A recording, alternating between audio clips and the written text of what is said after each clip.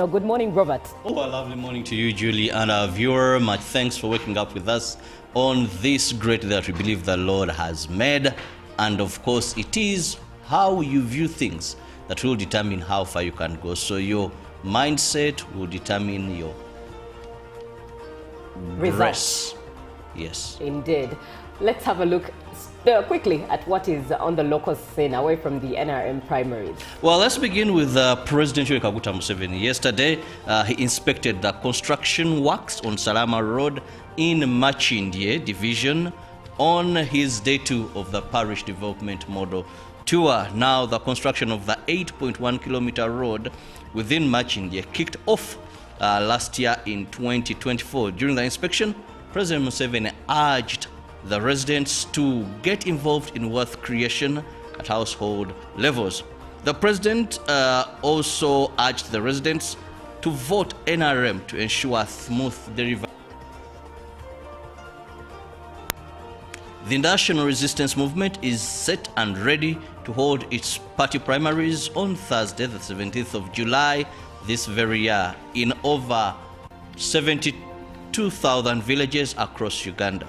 Addressing the media at the party headquarters, the chairperson of the NRM Electoral Commission, Dr. Tango Doi, called on district registrars to remain impartial and not to engage in any form of voter malpractices. Now over to Uganda People's Congress. Uganda People's Congress has nominated Betty Among, also Minister for Gender, Labour and Social Development, to contest for Women Member of Parliament for Ira City seat. This means Amongi will contest against Minister for Health, Dr. Jane Ruth Achen, who is currently the Woman Member of Parliament for Ira City in the 2026 general elections. And finally, from the local scene, officials from Moroto Regional Referral Hospital that included Opio Simon, who was the accounting officer during the financial year 2023-2024, Ajor Paul and Dr. Pade Stephen have been handed over to CID attached to the Public Accounts Committee of Parliament to record statements regarding alleged embezzlement of funds worth 900 million shillings that they failed to return to the Consolidated Fund at the end of the financial year. This follows Simon Opio failing to satisfy members of the Public Accounts Committee of Parliament how this amount was spent. The chairman of the committee, Mwanga Chivumbi, said they are investigating 12 billion shillings given to this hospital, out of which 1 billion cannot be accounted for.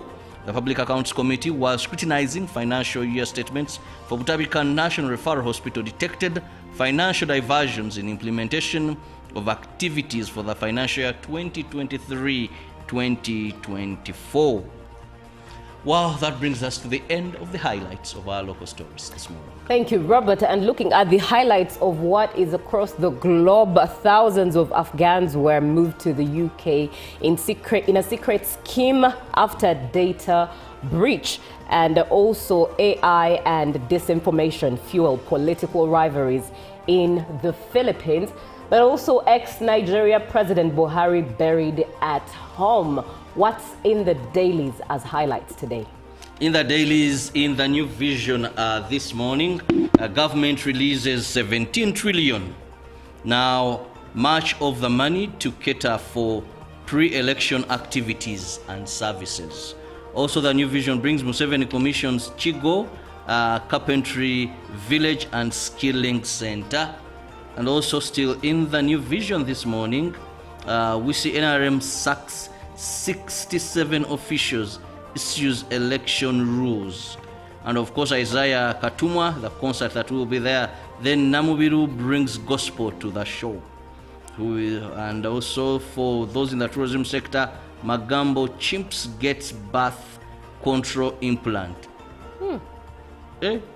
And so much in the New Vision, but please can we go to Tanzania and Kenya, Julie? Well, I wonder why the chimps should have birth controls, but anyways, let's look at what is in the Daily Nation scandal. of stolen free school funds. That is a headline in the Daily Nation. And in there is also Marcomen. Some senior politicians face probe over protests. And education, phantom institutions fraudulently received 3.7 billion Kenyan shillings, and capitation over 4 years.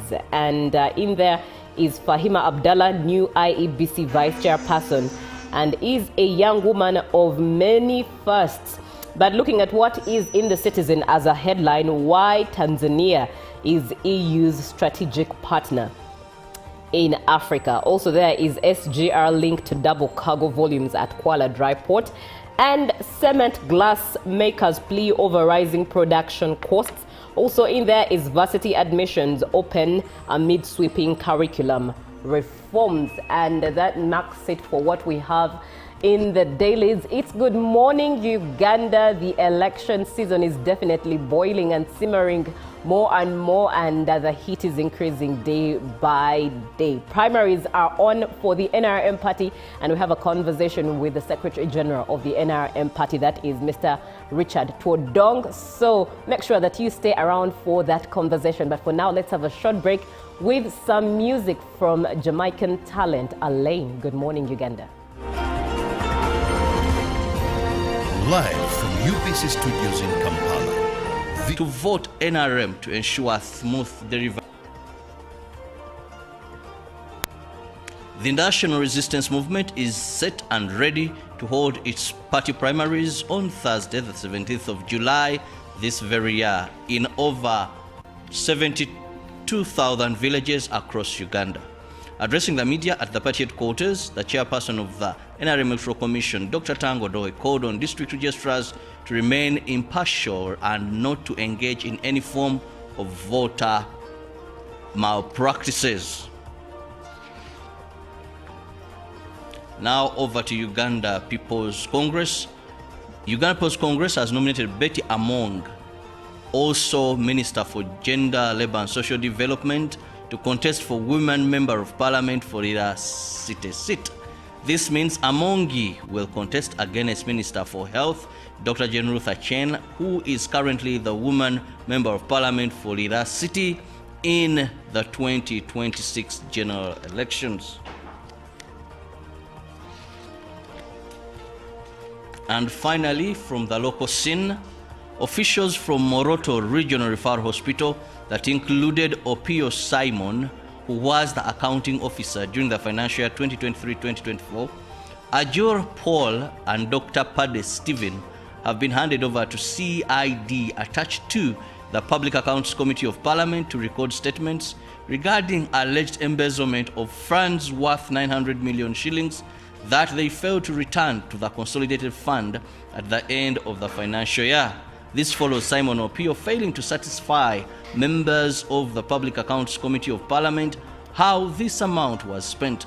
The chairman of the committee, Mwanga Chivumbi, said they are investigating 12 billion shillings given to this hospital, out of which 1 billion cannot be accounted for. The Public Accounts Committee, while scrutinizing financial year statements for Butabikan National Referral Hospital, detected financial diversions in implementation of activities for the financial year 2023-2024. Wow, that brings us to the end of the highlights of our local stories this morning. Thank you, Robert. And looking at the highlights of what is across the globe, thousands of Afghans were moved to the UK in a secret scheme after data breach. And also AI and disinformation fuel political rivalries in the Philippines. But also ex-Nigeria President Buhari buried at home. What's in the dailies as highlights today? In the dailies, in the New Vision this morning, government releases shillings given at the end of the financial year. This follows Simon Opio failing to satisfy members of the Public Accounts Committee of Parliament how this amount was spent. The chairman of the committee, Mwanga Chivumbi, said they are investigating 12 billion shillings given to this hospital, out of which 1 billion cannot be accounted for. The Public Accounts Committee, while scrutinizing financial year statements for Butabikan National Referral Hospital, detected financial diversions in implementation of activities for the financial year 2023-2024. Well, that brings us to the end of the highlights of our local stories this morning. Thank you, Robert. And looking at the highlights of what is across the globe, thousands of Afghans were moved to the UK in a secret scheme after data breach. And also AI and disinformation fuel political rivalries in the Philippines. But also ex-Nigeria President Buhari buried at home. What's in the dailies as highlights today? In the dailies, in the New Vision this morning, government releases 17 trillion. Now, much of the money to cater for pre-election activities and services. Also, the New Vision brings Museveni Commission's Chigo, Carpentry Village and Skilling Center. And also still in the New Vision this morning, we see NRM sacks 67 officials, issues election rules. And of course, Isaiah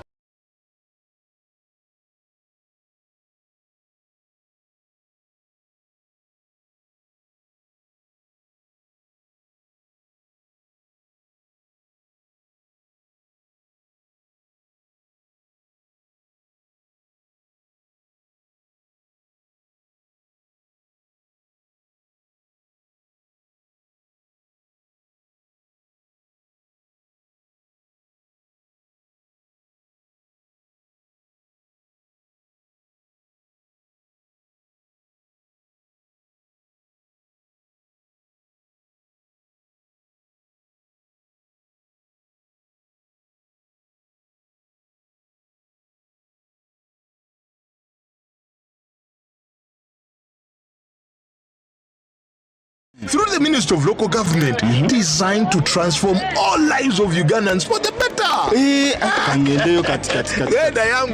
PDM, my parish, my development, my life. Live from UBC Studios in Kampala, this is Good Morning Uganda.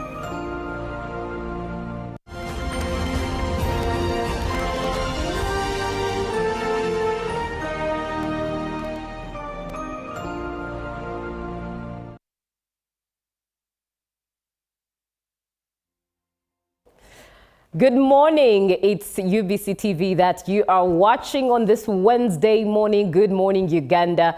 We are coming to you live from Now Avenue, and like we earlier stated, that we are talking about the big event that's taking place tomorrow, and that is the NRM primaries for members of Parliament. And indeed, like we mentioned, that we would be having Honorable Richard Todwong, Secretary General of the NRM party. He is with us over the phone, and we're glad to engage in this conversation. Now, for you to be a part of this conversation, we're not doing it alone, obviously. 0709-602-592.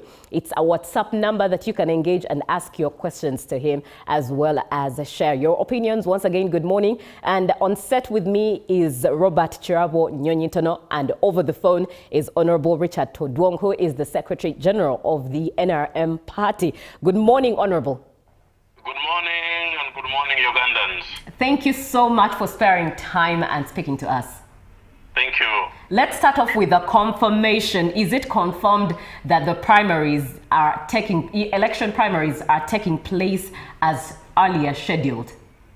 Yes, we have not postponed the elections. Tomorrow, Thursday, 17th, is the day for our election. And electoral materials were transported, most of them over the night. The few are leaving this morning. So we are set for elections tomorrow. And our election, as you all know, is an election that is regulated by time and hours. Because we are lining up, we don't want to open polling stations for a whole day. So we are strictly saying people should move to their polling stations, which is at the village level, from 10 in the morning up to about 2 in the afternoon. That is when activities will be busy in the villages. So we want to remind our members and supporters that we have not postponed elections, and elections are on tomorrow for members of parliament for the constituencies and for woman member of parliament for the districts. All right, let me just ask also about the timeline activities. You've talked about from 10 a.m. What exactly shall take place at what time and at when up to 2 p.m.? Okay, we expect that by 10 a.m. members of the village who are registered in our yellow book would assemble at the village point where the election is going to take place. The village registrar will conduct a baraza where names are read in the register. Now those whose names would be read will be asked to move to a holding ground where election now will take place. We are distributing strings where they will be tying around them to mark areas of election. So the viewers or the observers will stand outside the demarcated voting areas. So once your name is read, you move to the area which is allocated for voting, and then agents of candidates will line up with their photos, and you line behind the person of your choice, and numbers counted. And that is how easy it is. Now, Honorable, in a number of elections, we've had challenges with people claiming their name is left out in the yellow book. How have you planned to handle this? They come at the polling station ready to vote, only to bring out issues like, we are supposed to vote, we are supposed to be in the yellow book, but we are not there. That is true, and it has always been there. But the reason is very simple. One is that when we were doing this registration this time, we were very consistent with the records. We took these books to the villages with a heavy advertisement. We brought the books back at the regional hub where we were digitalizing the register. After finishing that round, we took the books back to the villages, and then we brought the books back to the regional centers, and again we took it back to the villages. So every time we were taking the books, we were correcting each and everybody's record. You find in the beginning there were records which were not matching details of an individual. Someone would come and write his one name and then maybe put his phone number. You don't know his age, you don't know his NIN number. So this back and forth of what we're doing was helping us recover all those information. And indeed, I can speak with authority that of the 18 million voters we have in our register, 15 million are people with the correct details, NIN numbers, correct names, correct telephone numbers, and you can call them at random anytime they are, if you have the list of our members at the register. So yes, in the beginning, there are those who are not around to be registered. There are those who did not take our registration seriously, and there are those who did not bother. And there are those who maybe were in other villages and transferred to another village, or along the way when we finished registration, they relocated to another village, and now they feel they should be part of the process. And also, the campaigns amplified the need for registration. And you find people are taking our election as the only election that is coming, because our election is moving up to the village level. The penetration of society and then members is at the village level, whereas the National Electoral Commission stops at parishes and at a few polling stations. For NRM, all the 72,000 villages are our polling station. So that gives you information that our penetration is a little deeper in the villages, and because of that, many people are involved in our programs and our exercises.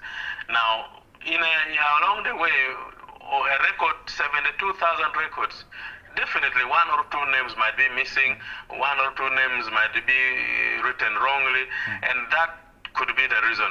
But to the best of my knowledge, our record is 99% credible and correct. Now, Honorable, what will happen in case the village leadership can identify that person as a party member, but maybe the name is missing? Because we had those incidents. We want to be very clear on these issues. We have about 2-3 sets of our records. And if your name is missing on one book, that means you must have registered in the others. So we go and trace your names for any other of the books that we have been with. And then we don't need to register you now from the village. And that is what we've been doing for those who brought the complaints earlier. But on the voting day, we shall not allow that now. If you are missing, you may not be allowed to vote, because that will cause us more problems. Now let's go to the issue of time, Honorable. We've seen in some of the previous elections, these may not be NRM elections, but the recently concluded, where people turn up and they are told the voting exercise ended. That is why we are putting information out that the time is a standard. No election should start before 10 in the morning, with the exception of Karamoja, where the Electoral Commission chairman in the press conference yesterday made clear that Karamoja sub-region election starts at 9 because of the weather conditions in Karamoja. But the rest of the country, we start at 10 and close at 2. So if anything is done before 10 or after 2, those are illegalities. But if it is about counting and declaring results, it can be extended. But electoral activity starts at 10. So everybody must be at the polling station at 10 where he or she will participate. We did this to avoid young people or goons being mobilized to run from one village to another to cause chaos. Because if you are busy in your village and everybody else is busy in his or her village, you will not have time to run from one village to another to cause confusion among members.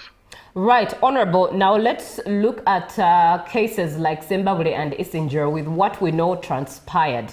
How are you ensuring security on ground tomorrow at the different polling stations? And also, how are you mobilizing the NRM electorate of safety for them to turn up? How are you mobilizing them to turn up without the worry of security inconsistencies? The mobilization is done. The candidates were campaigning, so people are well mobilized. On the issue of security, we have written to Uganda Police Force, and we've asked for backup security in the troublesome districts that we have already identified.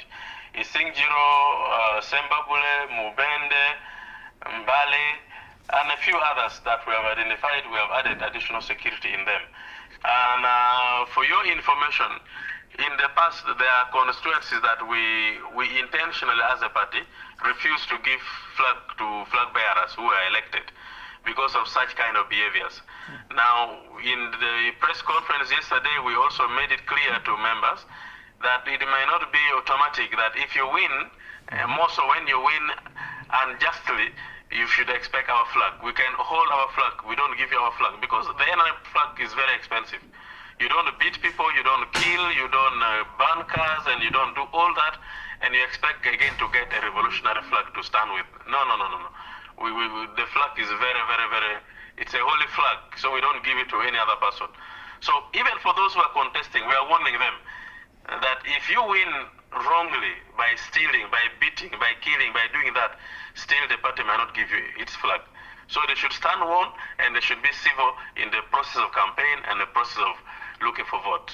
All right, Honorable, allow me engage some of the comments coming through on our WhatsApp line. Good morning, Julie and Robert. Most people who lose in primaries stand as independent but party-leaning, and they're always claiming that the process was not fair. So my question to the Secretary General is, what is the remedy for that escalating problem? Because it's becoming a trend now. This is Cricket Derek Gagamel from Machindi.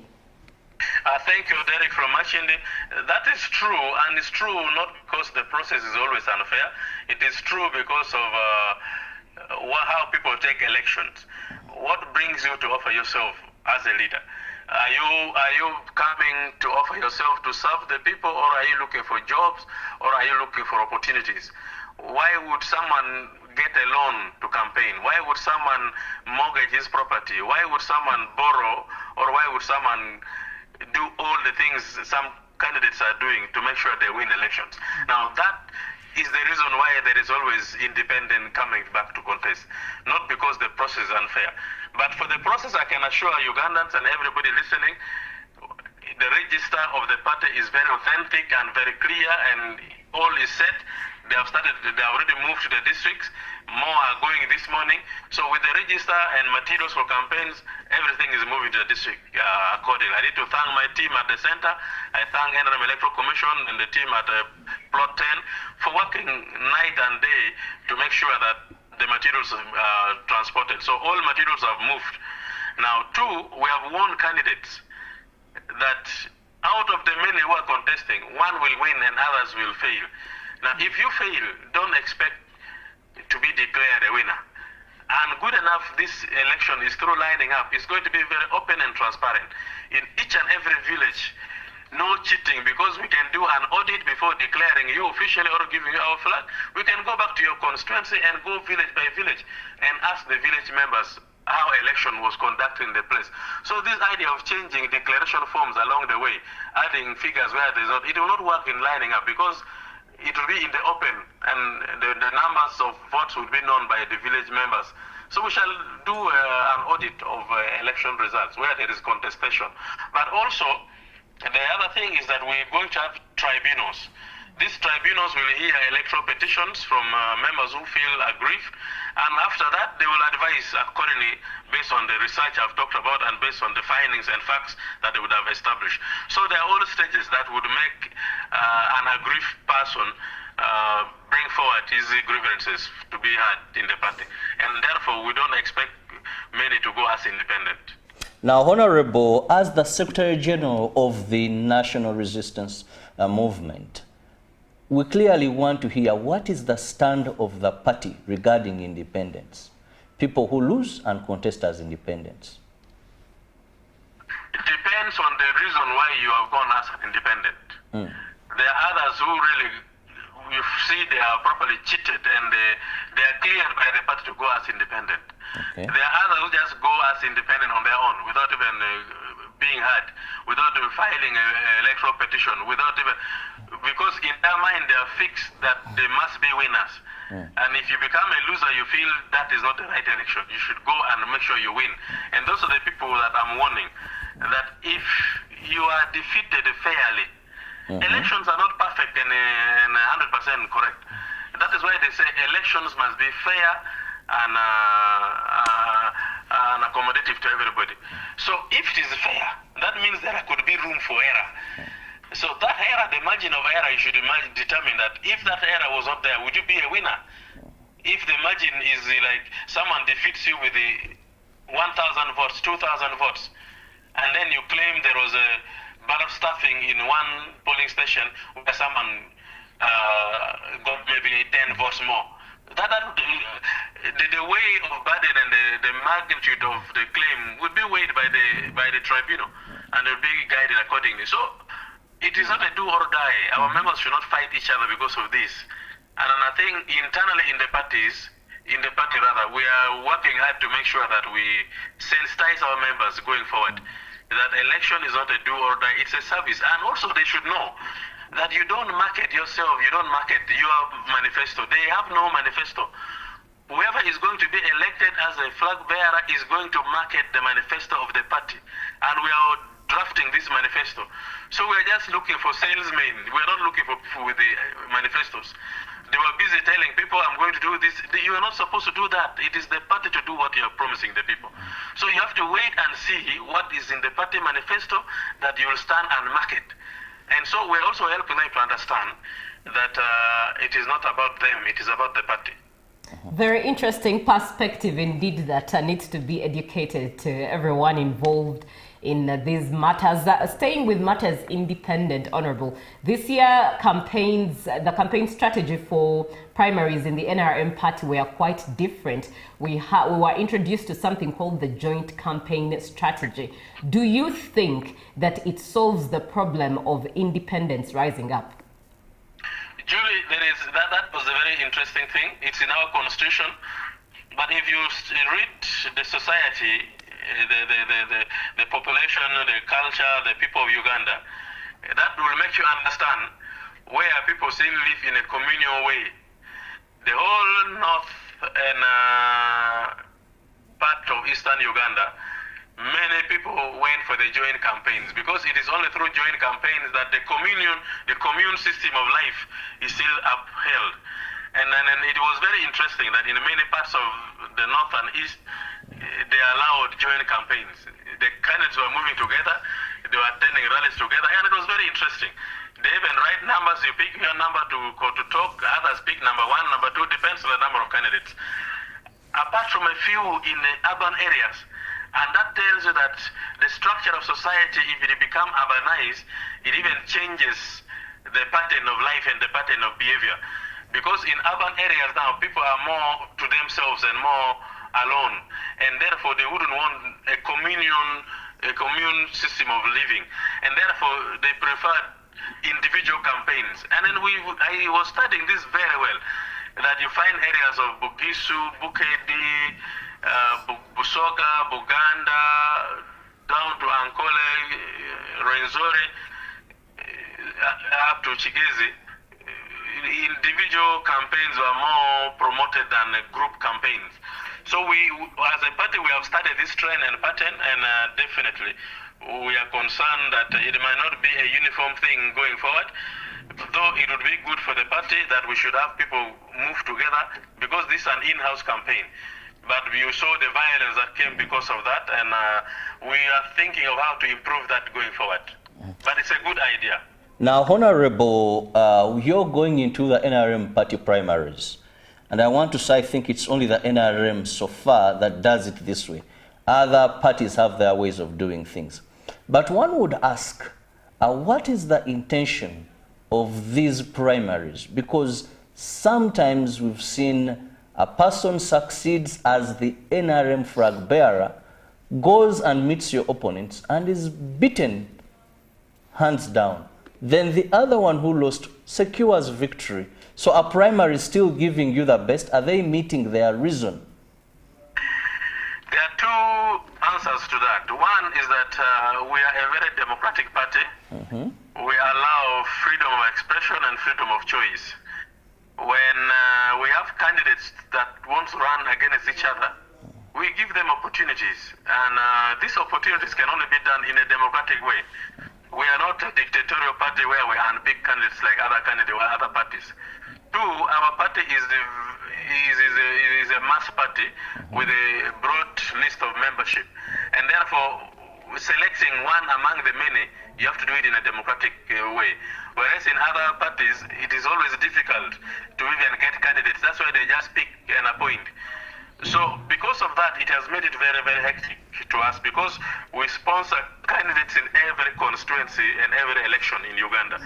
Right now, we are also running another parallel election for the special interest groups. We have candidates all over, and other parties have already gone silent because they could not afford that election.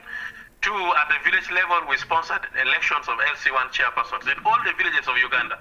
Now, for members of parliament and LC5, you find in a constituency about 5 to 10 candidates running against each other. Now, in that, the only way is to allow them compete among party members, and the party members should elect one of the many. And that is why we promote internal competition. And because of that, we are different from other parties, because we cannot compare ourselves with those parties. They don't match what we do as NRM. And now, do we get the best through that process? It depends on the choice that the people have brought, because definitely you might not get the best. The best might not be the winner. The winner might be somebody who might have, people vote because of different interests. You find someone is being elected because he's always with them in the community, is digging with them, is attending functions, wedding, what, and those are not the core value, the core principles of what an MP should be able to do. But with the voters, it is looked at differently. As long as you can provide a few things here and there, if there are many drunkards, the drunkards can elect one of them, because it's just in a manner of friendship and all that. So once you're elected, the party again takes time to make you be a member of the party who understands the core values of the party. We take them to Chankwanze, we train them, we reorganize them, we orient them to the main task ahead of them. And so we do that depending on who is brought. We don't determine how they are brought, or we determine how they are brought, but who is brought is determined by the people who vote for them. But once they are brought and once they are elected, we take time to mentor them. And that is what the party does, so that they are in line with the vision, mission, and the objectives of the party. All right, Honorable, away from the conversation of independent candidates, are independent observers expected and welcomed to tomorrow's primary elections? Oh yes, we actually, those who have requested, today we are giving accreditation to those who want to be independent observers. Our system is open. You might not even need a card or permission. You just move to a near village, you see people gathered and lining up, you stand and watch. You are free to go and observe what we do. That is how open we are.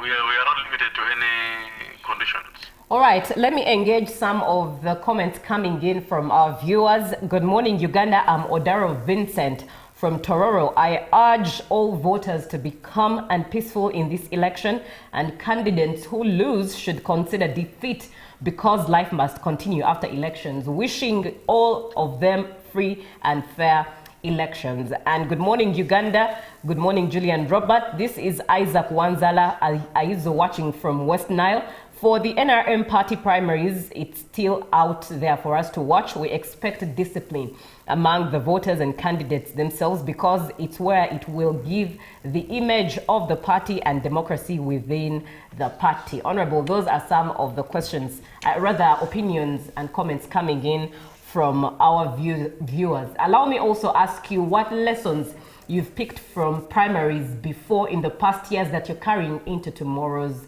exercise.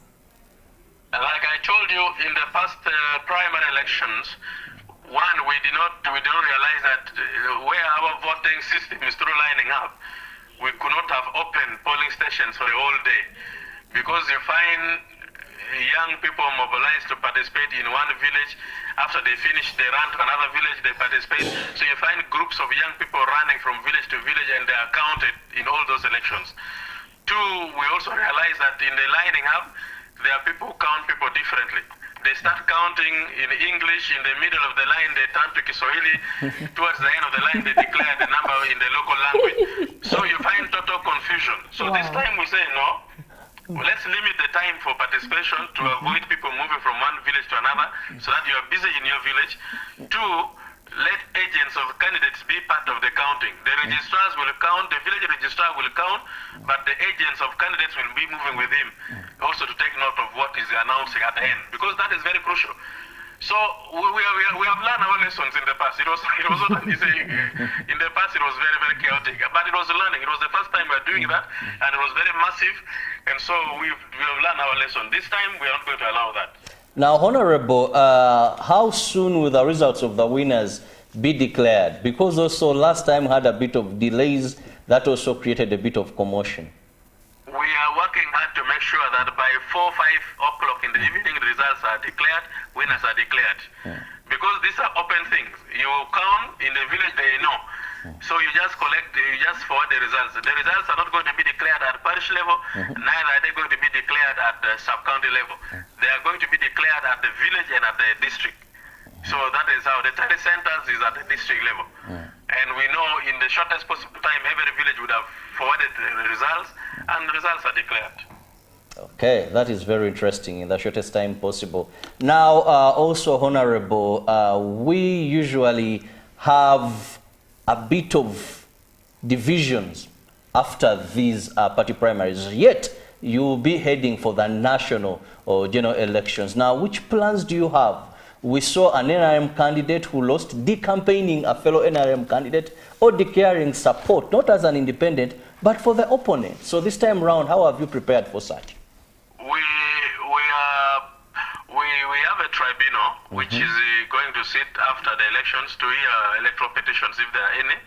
And after the tribunal, again, we are going to have committees of eminent people in the party who will be tasked to go to sub-regions to help our members in reconciling members. Because we know, since the primary is a campaign which is in-house, definitely people have divided each other. And because of that, different people have different intentions in the main elections. So we want to have eminent people who might be considered by the party to go to sub-regions to help harmonize the differences that would have been caused during the primaries. Definitely we are going to have some little hiccups here and there, but we are ready for and prepared to handle the challenges. Right, Honorable, as we begin to bring this conversation to a close, how do you think the primaries this time around shall affect the general election come 2026? Well, every election is unique. Every intentions in an election is unique. So what is going to happen in the primaries might not necessarily affect the main election, in the sense that we are a home, we are a house. And a house which is competing against each other can easily, quickly resolve their matters in order to face the national election properly. The beautiful thing is we have only one presidential flag bearer who was nominated, and we are going to present him to the Central Executive Committee of the party and to the National Executive Conference and the Delegates Conference for approval. And thereafter, because there will be no need for the party to be divided when we have one presidential candidate. And that is one positive advantage that we have. Two, we are trying to work hard to reconcile our members so that they know that the party is bigger than individuals. And our personal interest cannot override the party's interests. So that is how we are going to help to resolve the conflict that might have been created during these elections. All right, Honorable, what are your parting shots to NRM candidates and voters? The whistle is blown. Tomorrow we are starting. Be civil, be disciplined, love one another, love the party, don't kill each other, don't beat each other, because that village you are competing in or you are going to line in is a village that you still go back and stay in as the same family. So there is no need to fight or hate each other. Let the election go and you'll still remain in the village. By evening, election will have ended and you're still together with each other in the same village. So don't fight because of this election. Thank you. Right. Thank you so much, Honorable Richard Podong, for your time this morning. We've been talking to the Secretary General of the NRM party in regards to the NRM primary elections for members of parliament that are taking place tomorrow. One of the key highlights for me is that voting is by lining up, and his parting shot: choose peace, because that village is where you're staying. You're not leaving. So going at loggerheads with people with whom you're going to see almost on a daily does not make sense. On that note, it brings us to the end of this conversation of The Real. Good Morning Uganda does continue. And up next is GNU Tourism Express, one of the best segments on the show that is proudly brought to you by the Uganda Tourism Board. Good morning, Uganda.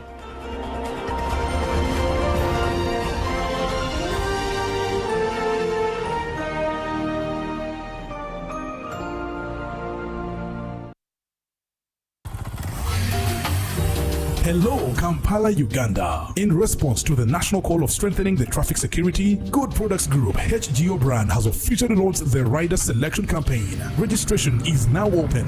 Visit www.riders.hgo.com. Complete your registration now for a chance to win exciting prizes including motorcycles, exclusive HGO gift boxes, and official rider vests, all while promoting safe riding awareness. This is how to participate. Pay the registration fee, invite 3 friends to form a team of 4, and your registration fee will instantly be refunded. Begin your journey of honor today. Don't miss this opportunity. Join the challenge, promote road safety, and become a pioneer rider. For details, visit the official Good Products website at www.hgo.com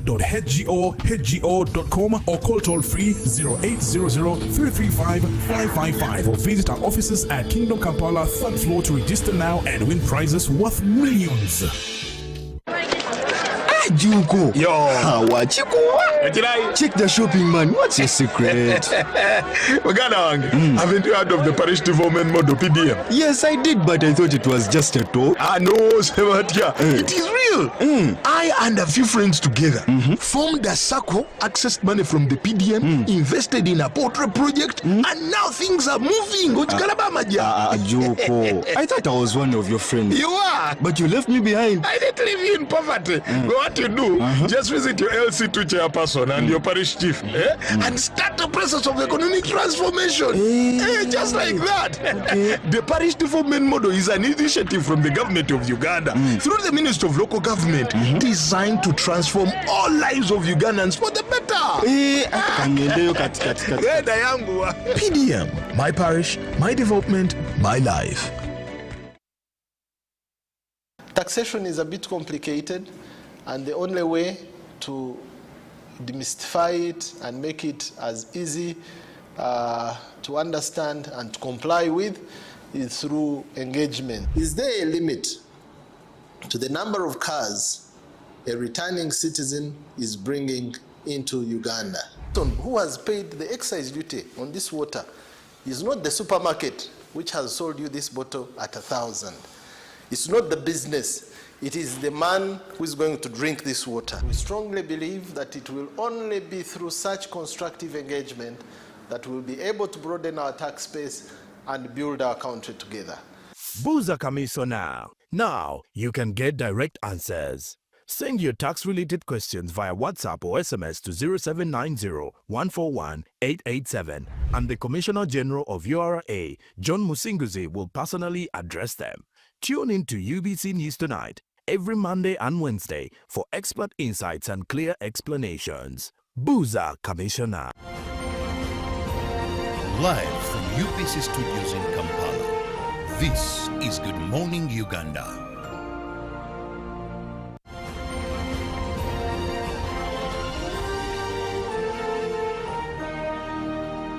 Brought to you by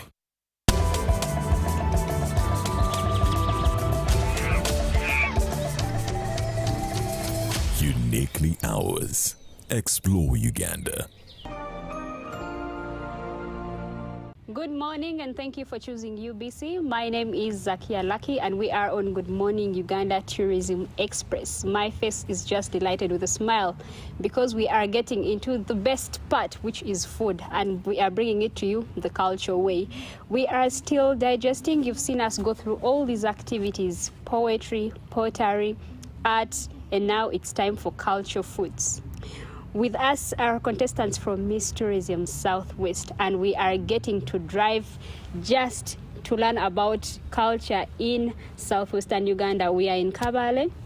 With me is the lady that is going to take us through the entire process, get to understand what we are eating, get to know why it is eaten like that, why do we have to sit like this, why are we using our hands, not forks. And by the way, the southwestern part of this region has, rather the southwestern part of Uganda has a number of meals, but in this particular segment we have what we call impenjere that we're eating, that is maize and beans, and also the pumpkin that is locally known as a mozi or a chozi. So Aisha is going to be helping us understand how these foods are prepared, why are they eaten like this, and as we get to understand how culture is derived in the southwestern part of Uganda. Hello Aisha. Hello Zakia. Yes. So I'm Aisha Nachibuka. Don't be surprised by the name. I'm Mchiga, I'm Mganda at the same time, but I've grown from the West, so that's how I come to be Mchiga mostly. I'm going to take you through the process of making the mpenjere and the chozi. So we first start with the maize. It takes a very long time to get ready, so we start with the maize before adding the beans. When the maize is fine, okay, ready, then we can add the beans. From there, it takes like a day, because now by the time you start preparing the maize, it's almost like 8 hours. Then you add the beans. For the beans, it's really easy. So you see the grains that are in. We added, in Luchiga we call it a churingani. It's called a stinging nettle in English. Then we also added this eshwiga, you know it? Mm. That's how we go to make the mixture. But this, the shwiga and the churingani, we add them later on, because I go to add them today in the morning actually. That's when I added them. And the best churingani and eshwiga, you have to let the sauce get done so that it acts like the sauce. And the benefits of a churingani and a shwiga, it helps in the digestion. It has vitamins. Remember, beans are rich in proteins, then maize with carbohydrates. So we have to add something to give us the vitamins. The pumpkins come in more of a small dessert. And the pumpkins help with vision. They help with diabetes. They help with prostate more for men. So we had to add it there. Then the bushera. This meal is always accompanied by bushera. That is our drink as the bachiga. Because the energy we use, of course, we need the sorghum there. So we have the bushera that accompanies the meal. And by the way, the pumpkin also helps us not to get hungry very fast with the mixture of the meal. So when you have the meal, it is hard for us to get hungry. So every time we had this meal, after a wonderful meal like this, we would jubilate by dancing. After the meal, we would have some dances around with the families. And mostly, we used to prepare our meal in this kind of pots. We have different pots as the Bechiga. So this pot with this kind of shape, that's the pot we used to use for cooking. Then there's another pot in the front, the one that has a very long neck, was used for drinking, and the small one. And then the bushera, mostly this kind of checker, was used for drinking also. This one was for the dads at home, the visitors, all these other bigger checkers. We used to use this for drinking bushera, intuye, omlamba, but we don't have those here. We have the bushera for the soft-headed ones. Yeah, roughly that's what we used to do. Interesting. Most of you have been wondering where the Bachiga get all their energy. You just heard from the explanation, right from the foods that they eat. But I'm curious about the seating. Is this how the setup is supposed to look like when they are eating these particular foods? Yeah, because, you know, by then, we used to sit as a family, mostly the kids. They would put for us on banana fibers or a wooden plate, then get you to sit around. So in that time, you're bonding with your family, you're enjoying the meal. Actually, the meal is more enjoyable when you're using your hands. You talked about the dance that comes in after the meal. Exactly. Is that how every household had probably the meal? Was it in every household? After the meal, then you get to the dancing? Yeah, we used to have those dancings. Actually, they used to have the dancings after the meal. Remember, there were dancings. After the dance, then the older ones, the elderlies, would sit around the fireplace, tell us stories. But every after the meal, you had to dance to at least appreciate the meal that you've had. Interesting. When we get to the dance now, the dance was to appreciate the meal. Exactly. And this is the same dance that needs energy. Exactly. You have acquired the energy. Yeah. I'm wondering if you wouldn't get exhausted or back to hunger after the dancing. Not really, because you see, when I told you that the pumpkins, they help us not to get hungry very fast. And you see the way the proteins are laid there, the beans, we have carbohydrates, everything is in one meal. So it is really very hard for you to get hungry after the meal. Interesting. That was it from the foods that you're getting to see on your screen. And by the way, in the southwestern part, we have so many other foods that would interest you. And for you as a traveler or even a tourist visiting this region for your very first time, make it a point to taste the foods in this area. It is the same area that is known to have the sweetest sweet potatoes. Talk about Irish potatoes, and those that are locally known as emondi, ebiribwa. Make it a point to visit that. This was just a sample of how much foods we offer in the southwestern part. I told you this is where I come from, and I can tell you it is the best thing that you can ever envision to try out. And for you wondering why this stands out, yes, there are sweet potatoes and Irish all over the part of the country, but it is very different when it gets to here, and that is why you find our sweet potatoes known as ebisanukire. I'll leave that to you as a homework. Then there's only one way to find out. Come and taste it. Well, we are coming in with the next segment that is still driving us into I Am My Culture. Stick around.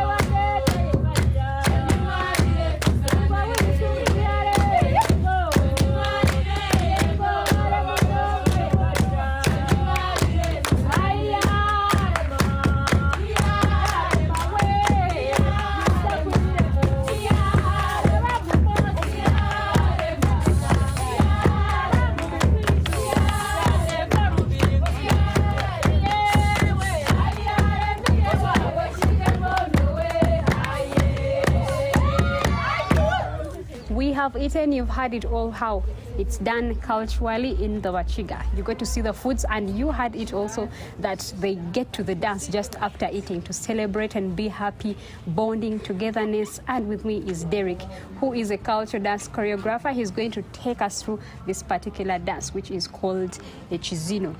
So you're going to get to know about it and get to understand why this dance is actually danced with energy, the jumping, why the hands are raised up. How are you, Derek? I'm alright, madam. How are Sivirota? Yes, we're happy to have you on the show. So please take us through the Chichiga dance. Thank you. So as she has said, our traditional dance of Chigezi, the Wachiga, we dance a Chizino. Yeah, that's the name. And we usually emphasize stamping the feet up and down. So nshatse manyisa ngo twamara kurya twahaga turi koresa mani. Yeah. So we jump in levels, high and up. Then we will be lifting our arms kwereka nti tujya batunje turatungente nitwe. Yes. Yes, it's a powerful dance. You got to understand that it's danced with a lot of energy. You stamp the feet on the ground and then you jump high. And he also mentioned how you use your hands to show that you have gained the strength, of course, from the foods that have been eaten. You will get to see on the screen, just like what you get to see, the dance is being danced with a lot of energy and happiness, like you had it from previously having eaten the food. So we are still on Good Morning Uganda. Thank you for joining us. And that was it from southwestern part of Uganda about I Am My Culture with the contestants of Miss Tourism Southwest.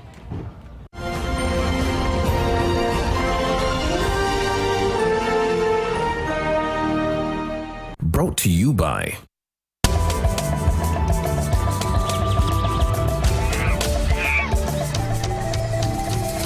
Uniquely Ours. Explore Uganda. Live from UBC Studios in Kampala, this is Good Morning Uganda.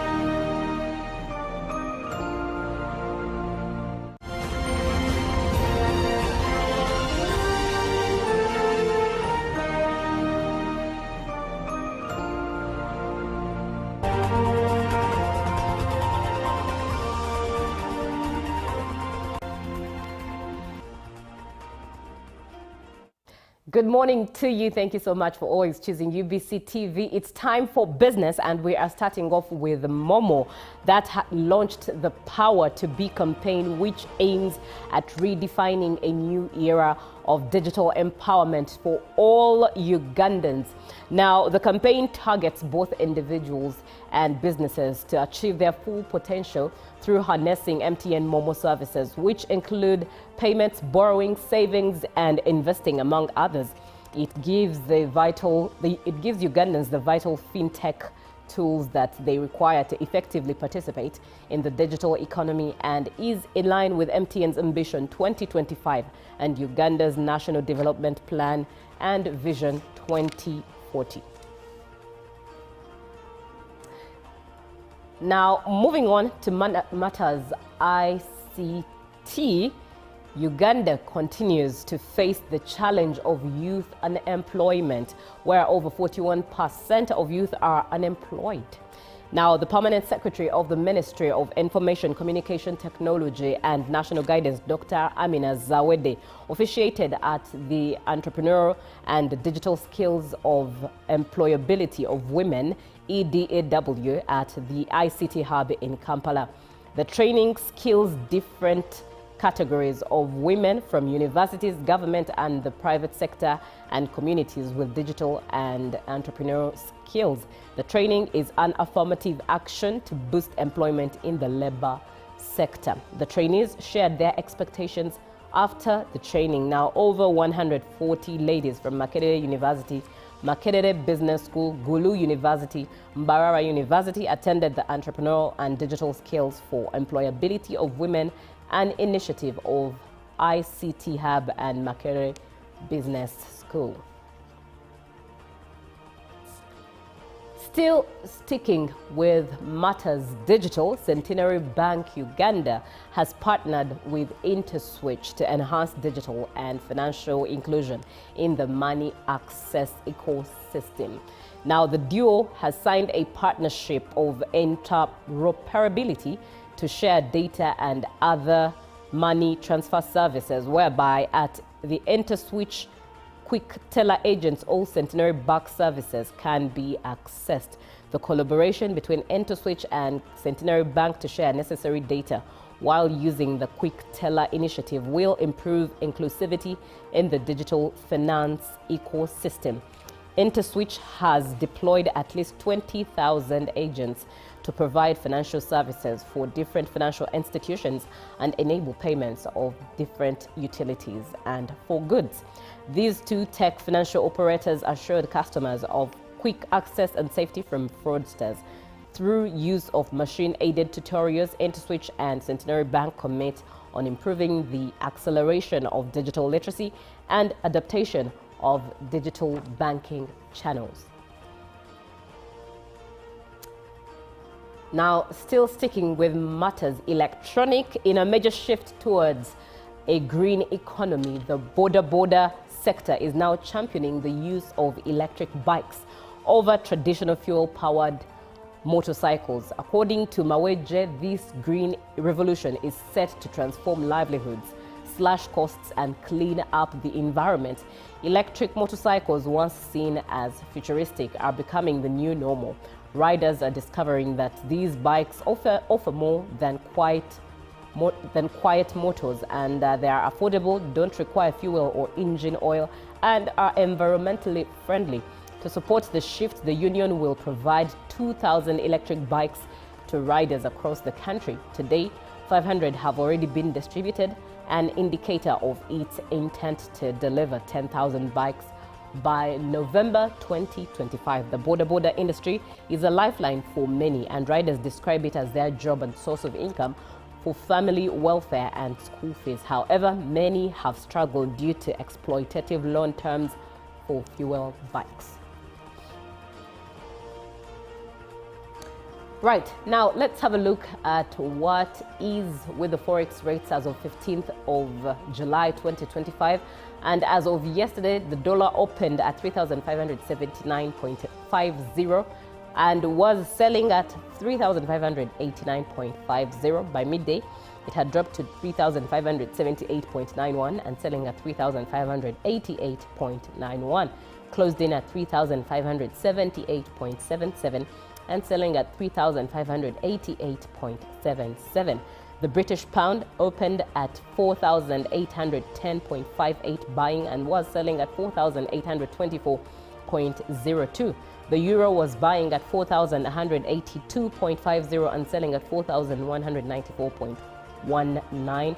And the Kenyan shilling was buying at 27.69 and selling at 27.77. The Tanzanian shilling still at 1.37 and selling at 1.37.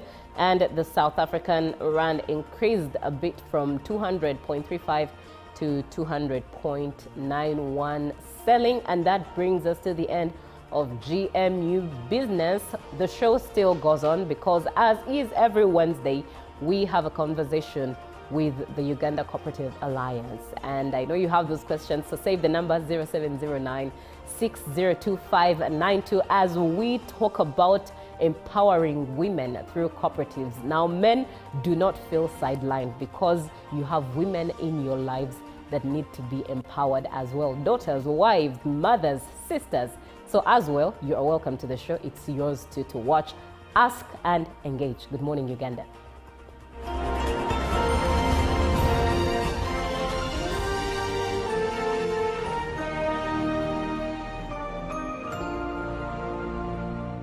Live from UBC Studios in Kampala, this is Good Morning Uganda.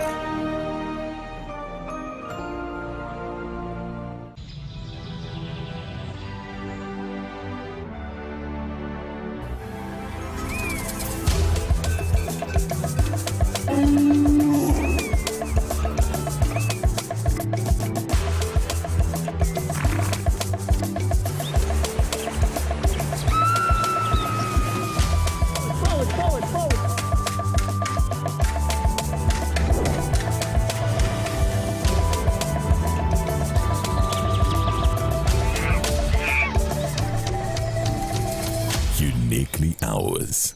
Explore Uganda. Taxation is a bit complicated, and the only way to demystify it and make it as easy to understand and to comply with is through engagement. Is there a limit to the number of cars a returning citizen is bringing into Uganda? Who has paid the excise duty on this water is not the supermarket which has sold you this bottle at 1,000. It's not the business. It is the man who is going to drink this water. We strongly believe that it will only be through such constructive engagement that we'll be able to broaden our tax base and build our country together. Buza Kamiso now. Now you can get direct answers. Send your tax-related questions via WhatsApp or SMS to 0790-141-887, and the Commissioner General of URA, John Musinguzi, will personally address them. Tune in to UBC News Tonight every Monday and Wednesday for expert insights and clear explanations. Buza Commissioner. Juko. Yo. Check the shopping, man. What's your secret? Haven't you heard of the parish development model PDM? Yes, I did, but I thought it was just a talk. No, Sebatia. It is real. I and a few friends together formed a circle, accessed money from the PDM, invested in a portrait project, and now things are moving. Juko. I thought I was one of your friends. You are. But you left me behind. I didn't leave you in poverty. What you do, just visit your LC2 chairperson and your parish chief and start the process of economic transformation. Just like that. The parish development model is an initiative from the government of Uganda through the Ministry of Local Government designed to transform all lives of Ugandans for the better. PDM, my parish, my development, my life. Hello, Kampala, Uganda. In response to the national call of strengthening the traffic security, Good Products Group HGO brand has officially launched the Rider Selection Campaign. Registration is now open. Visit www.riders.hgo.com. Complete your registration now for a chance to win exciting prizes including motorcycles, exclusive HGO gift boxes, and official rider vests, all while promoting safe riding awareness. This is how to participate. Pay the registration fee, invite 3 friends to form a team of 4, and your registration fee will instantly be refunded. Begin your journey of honor today. Don't miss this opportunity. Join the challenge, promote road safety, and become a pioneer rider. For details, visit the official Good Products website at www.hgo.com or call toll-free 0800-335-555 or visit our offices at Kingdom Kampala 3rd floor to register now and win prizes worth millions. It's a FlexiPay cashback explosion. Shop and pay with your FlexiPay. Cashback instant. It's a FlexiPay cashback explosion. It's a FlexiPay cashback explosion. Simply shop and pay with your FlexiPay at activating outlets and enjoy instant cashbacks. Terms and conditions apply. Stanbic Bank is regulated by the Bank of Uganda, and customer deposits are protected by the Deposit Protection Fund up to 10 million Uganda shillings. Hello, hamjambo. My name is Twea. Welcome to Swahili with Twea. Now, let's continue with basic greetings in Swahili. Tuendelee na salamu za msingi kwa Kiswahili. Hujambo. Hujambo. How are you? Sijambo. Sijambo. I'm fine. Hujambo mwanafunzi. Hujambo mwanafunzi. How are you, student? Sijambo mwalimu. Sijambo mwalimu. I am fine, teacher. Hamjambo. Hamjambo. This also means how are you, but when you're addressing more than one person. And the response is hatujambo. Hatujambo. We are fine. Hamjambo wanafunzi. Hamjambo wanafunzi. How are you students? Hatujambo mwalimu. Hatujambo mwalimu. We are fine, teacher. Good job. Kazi nzuri. Now you have learnt basic greetings in Swahili. Practice this daily. See you next time on Swahili with Twea. Tutaonana tena.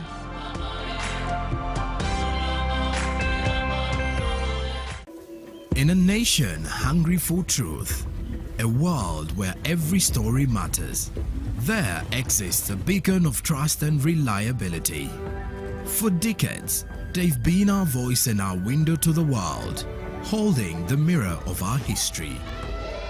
With 4 TV stations and 11 radio channels spanning 27 languages, they stand as guardians of information, defenders of truth. With Mascari Heritage Advantage, they uphold every citizen's right to reliable and free information. Their archived stories shaped our past and illuminate our present. Yet now, as new challenges arise and the world evolves, their mission faces its greatest test yet. Be part of our journey and let's navigate the unknown, uncover the untold, and safeguard our future together. Tune into your public broadcaster, for it is the intersection of trust.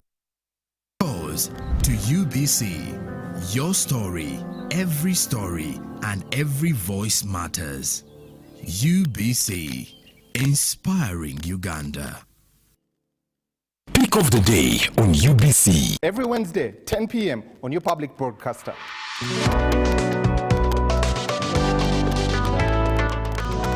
Was brought to you by I'll call you every day, yeah yo, You can now get all the Chibuzi out with MTN voice bundles. Call all networks Kubei Dondolo. Buy a 25-minute voice bundle for only 1,000 or buy any daily voice bundle of your choice. Dial *100 *21 hash and select daily or use the My MTN app.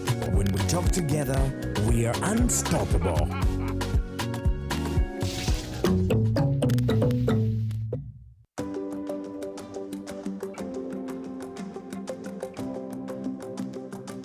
I'd love to take this opportunity to thank our president. Hello, hamjambo. My name is Twea. Welcome to Swahili with Twea. Let's look at basic greetings in Swahili. Salamu za msingi kwa Kiswahili. Habari. Habari. Hello.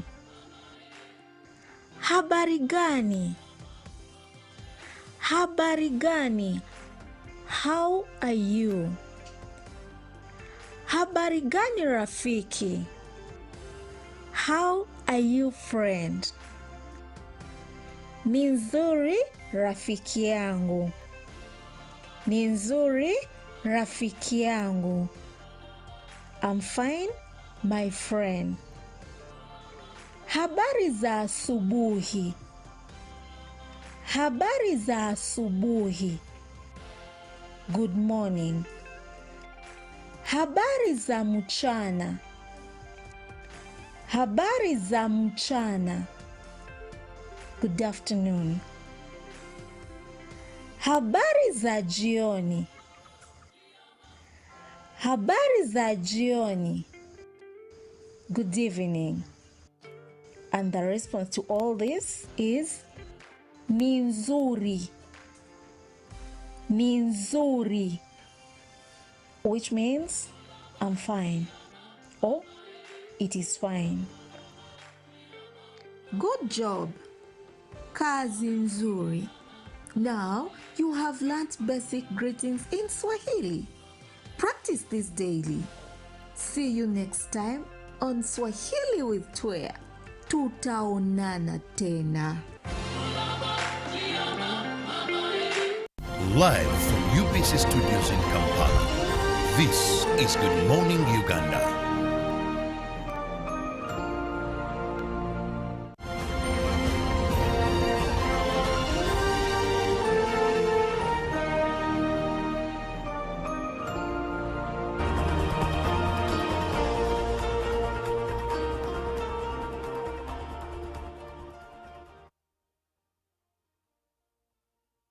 Good morning, Uganda, on this 16th day of July 2025. It's a Wednesday and it's a good day to empower women through cooperatives. And to do that with us is the usual suspects from the Uganda Cooperative Alliance. That is Miss Justine Kayinza, who is the head of partnerships, Uganda Cooperative Alliance, as well as Mrs. Jacqueline Zawede Ariho, who is the head of communication and marketing at the UCA. Like I told you earlier, it does not exclude men from being a part of the conversation, because you have sisters, you have mothers, you work with women, you have wives, women surround you, and that means you should be a part of a conversation that encourages you as a man to empower them. So be on the show as well, together with all the women of Uganda. 0709602592. Good morning, ladies. Good morning, Jacqueline. Good morning. Good morning, Justine. So good to have the both of you, and welcome to the show. Starting straight with Justine, how does the UCA integrate women's empowerment into its partnership strategies?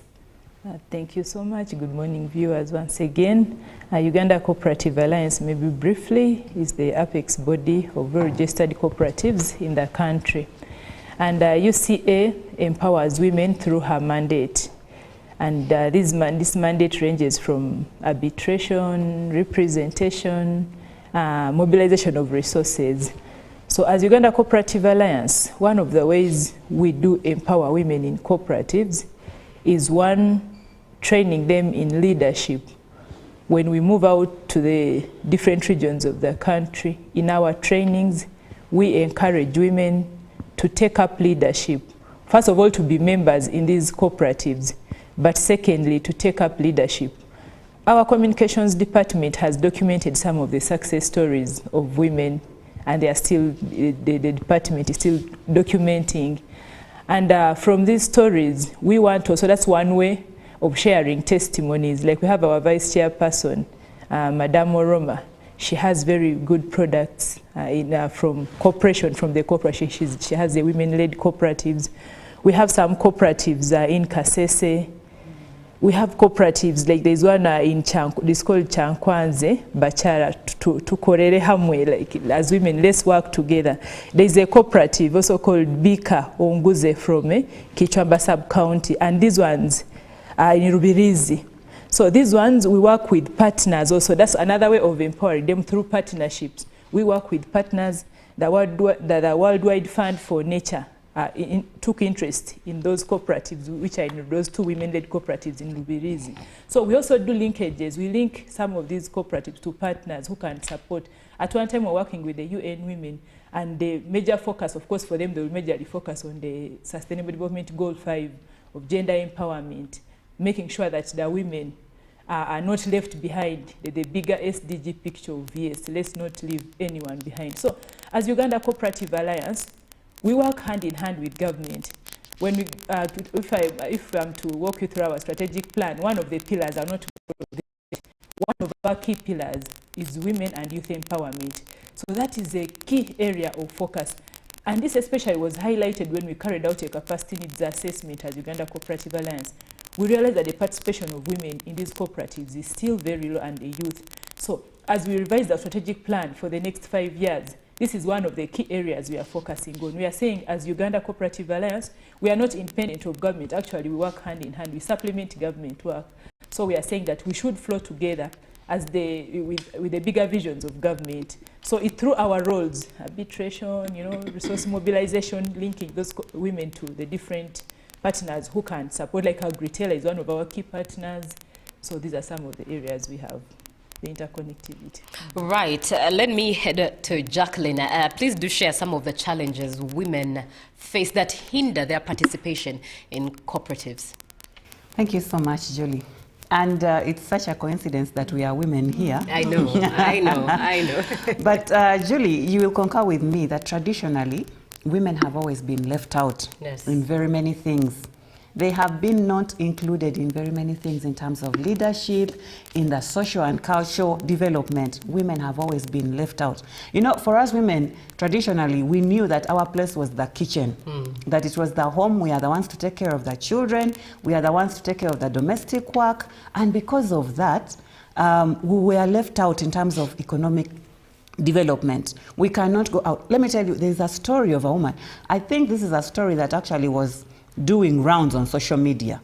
This was a woman who was actually educated up to university level. But unfortunately, she wasn't able to get a job.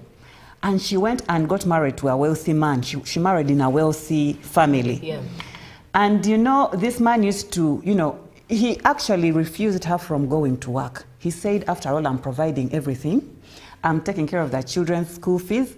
I'm taking care of this and the other. So I do not want you to ever get out of this gate to go and work. Right. So this little money that he used to live around, the Kameza money, this woman did some innovations, and she said, since I have some skills in baking, let me get this money and start baking, because they were a wealthy family. They had ovens, they had what?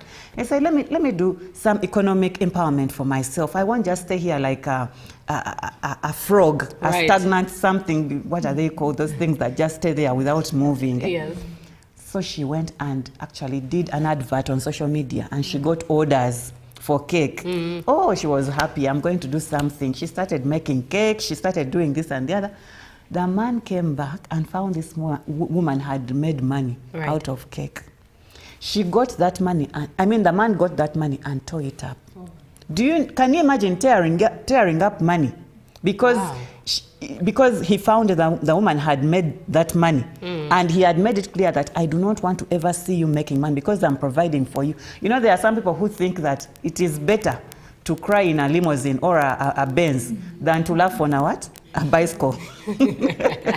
But you see people out there are actually crying. True. Now, if it wasn't for the group of women who came to this woman's aid, you know, through the WhatsApp groups, she would tell them about her plight, about her emotional pains.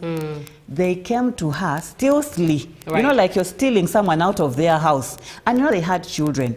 But the woman had to make a decision. She said, I would rather leave my children. Can you imagine, for me, if I were to move out of a house, the first thing I do is to put my children in my bag before I even put anything else. You get it? But she had to make a decision. She said, for my independence, my economic independence, let me leave the children there. Let me go and do something. These women brought her, they put her in her circle, in their circle.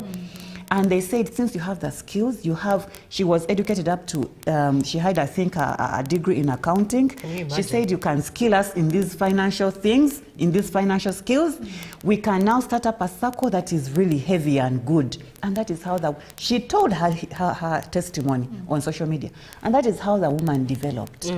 Now, because previously she didn't have the independence and autonomy to speak up against this man. Right now, because she was financially stable, she was able now to put up a very, very big battle, a legal battle, in order to possess her children again, to get custody of her children once again. And she had to go there. She said, hey, the other time you had the money, right now I have the money. And how? Because she was able to get into a circle. Women are always left out. You can imagine that woman was actually educated up to university level. But because she didn't have the independence, the financial independence, she always kept saying, I'm being here because of my children. And those are the stories that we hear from women. And then the other thing, women are never owning any property. You get it? Land, properties, women do not own that kind of privilege. Now, if they want to go and access loans, they don't have collateral to access that kind of, these are the challenges they are facing. A woman will go and till land for over 10 years, 20 years. They are farming on a piece of land that doesn't belong to them. It's in the name of the husband. Now the husband is going to die, and the relatives of the husband will come and claim this land. The woman who has been tilling this land for all those years is going to be left out because she's all by herself. She's a widow. She has no one to talk for her. But now if she comes in a kind of a cooperative way, You know, women, as our voices are very small. We shall talk if a man stands beside me and they talk and they shout. Their voices are huge. Just one person like this will overwhelm the whole what? The whole room. Yeah. But if we come together as women and we talk, our voices will break walls. I'm telling you. So if that woman, that widow, was able to actually have a voice behind her, she would have been able to do what? To break through these relatives and say, no, this is family land. It owns to me. However much it's not under my name, it is family land and I'm the owner. I've been using it for 20 years. But she couldn't. Women are left out in leadership. There is a circle there in Sebei. Agritera, you know, Agritera is one of our partners, and they are empowering women. They do women, you know, literacy trainings and so on how to join circles. Now, there was a circle in Sebei, I think it was in 2020. These people, now you know Sebei with all these problems. They do FGM, yes. yeah? I think of recent, it's not very rampant, but they've been doing it. So on top of that, for them, they had put policies in their circle. It was Sebei Farmers Circle, that unless you have been active for 2 years as a member, or you have shares that are amounting to 200,000 shillings, or you have property and you can sell actually through the circle, that is when now you can become a board member. You can imagine all those things are now pulling. The other thing was if you're educated up to S4. Now, for us women, especially in the communities, with all our problems, we go through menstrual cycles that keep us at home. While the boys are going to school, if you see most of these people, when they give birth to children, if it's a boy, they will be given priority for education. Now you can imagine those are the things that they are the policies that they are putting in a circle. That for you to be able to be on the board as a leader, you have to have those. But the woman is being left out. So what happened? Agritera went and they actually did a training to these circles. There were 5 circles and one of them was the Sebei farmers.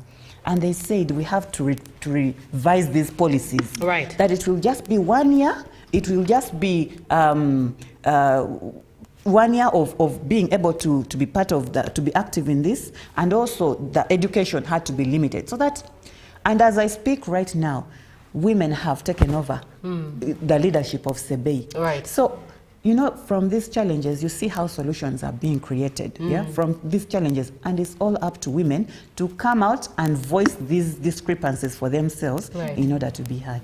Right. Jacqueline has indeed shared that stories that are quite touch the heart of everyone. And this is not to bash or lash at men, but rather to encourage you to empower the women in your life, because it's your legacy that is being left behind at the end of the day. And it's your story as a man that is being left behind and being told at the end of the day. Now, Jacqueline, I'll need you to store some of those success stories to tell us, and that will be right after Justine shares how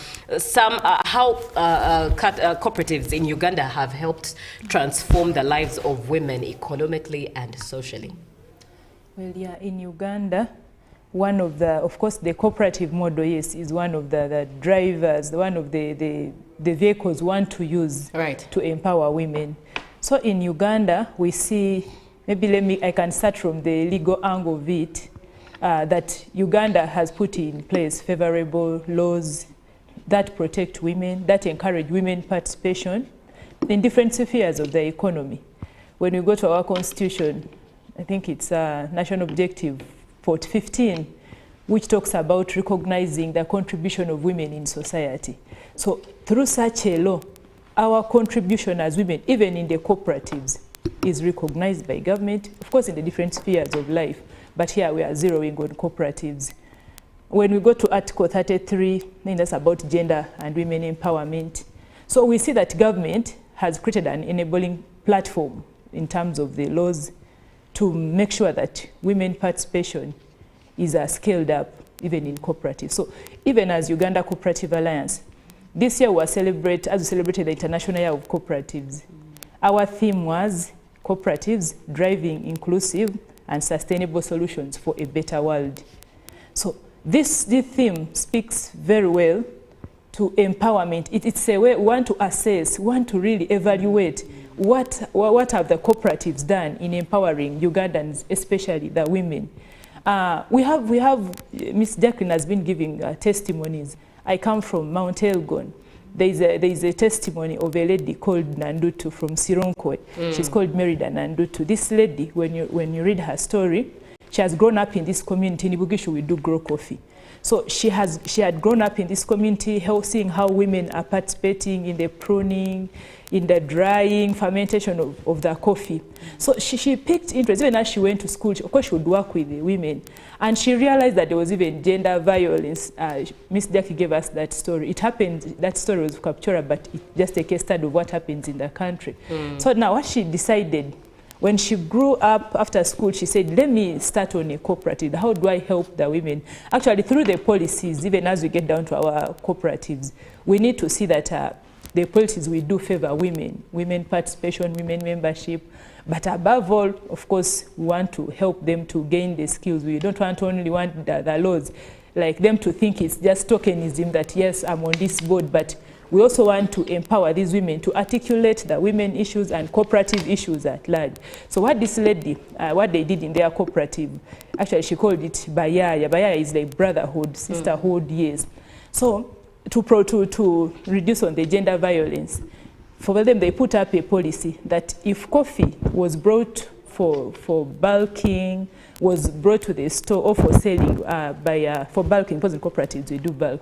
If a lady brought, the interest, they increased, because we saw that it was usually the men who were taking the coffee and women were working throughout the process of, growing, pruning, and yet when it came to sales, the men who took over. Behind. So now for them as a cooperative, they said, no, what we do, we need to have the women on board. So they encouraged, they said, no, what we do, if a woman is the one to bring coffee to the store, then the percentage would be a little higher. So the men liked it, and almost every man now would want their wife to take because they knew there was a benefit to that. So that was one of the avenues as an alliance. We encourage that we should have such policies that would favor, bring about a balance, because at the end of the day, the men were happy, and the women were also able to know how much exactly the proceeds they got from they were expecting after the bulking, which was not the case before.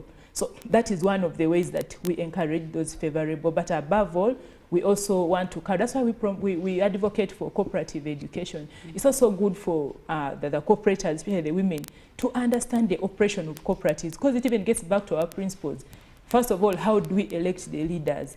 How do we run? Even the principle of member economic participation. Someone might just be there for membership, but not knowing that they are supposed to be empowered. Principle number 3 on member economic participation. How can this lady, how can this mother in the village there benefit from such? How can they advocate for their right as a member of a cooperative to see that their incomes are changed, that their lives are being transformed? So we also encourage cooperative education. And with time, as we carry on our partnership with MOBS, Makerere Business School, we want to have short courses into, of course, more of the formal. We're targeting the commercial officers who are our voices in the communities. Like, they also want them to first of all gain this knowledge, and they translate it to the communities, to our cooperators out there. Right. So these are some of the avenues into which we are. Right. You've talked about leadership, and let me pose this to Jackie. Yes. How have women been involved in the leadership projects of cooperatives? Thank you so much, Julie. Women are actually coming up. Like I've already told you, women are coming up in leadership positions. They feel now is the time. Even the government itself, His Excellency Yoweri Museveni, he has put up all these programs, Invite, there's the Grow Project. It's because he wants to empower women.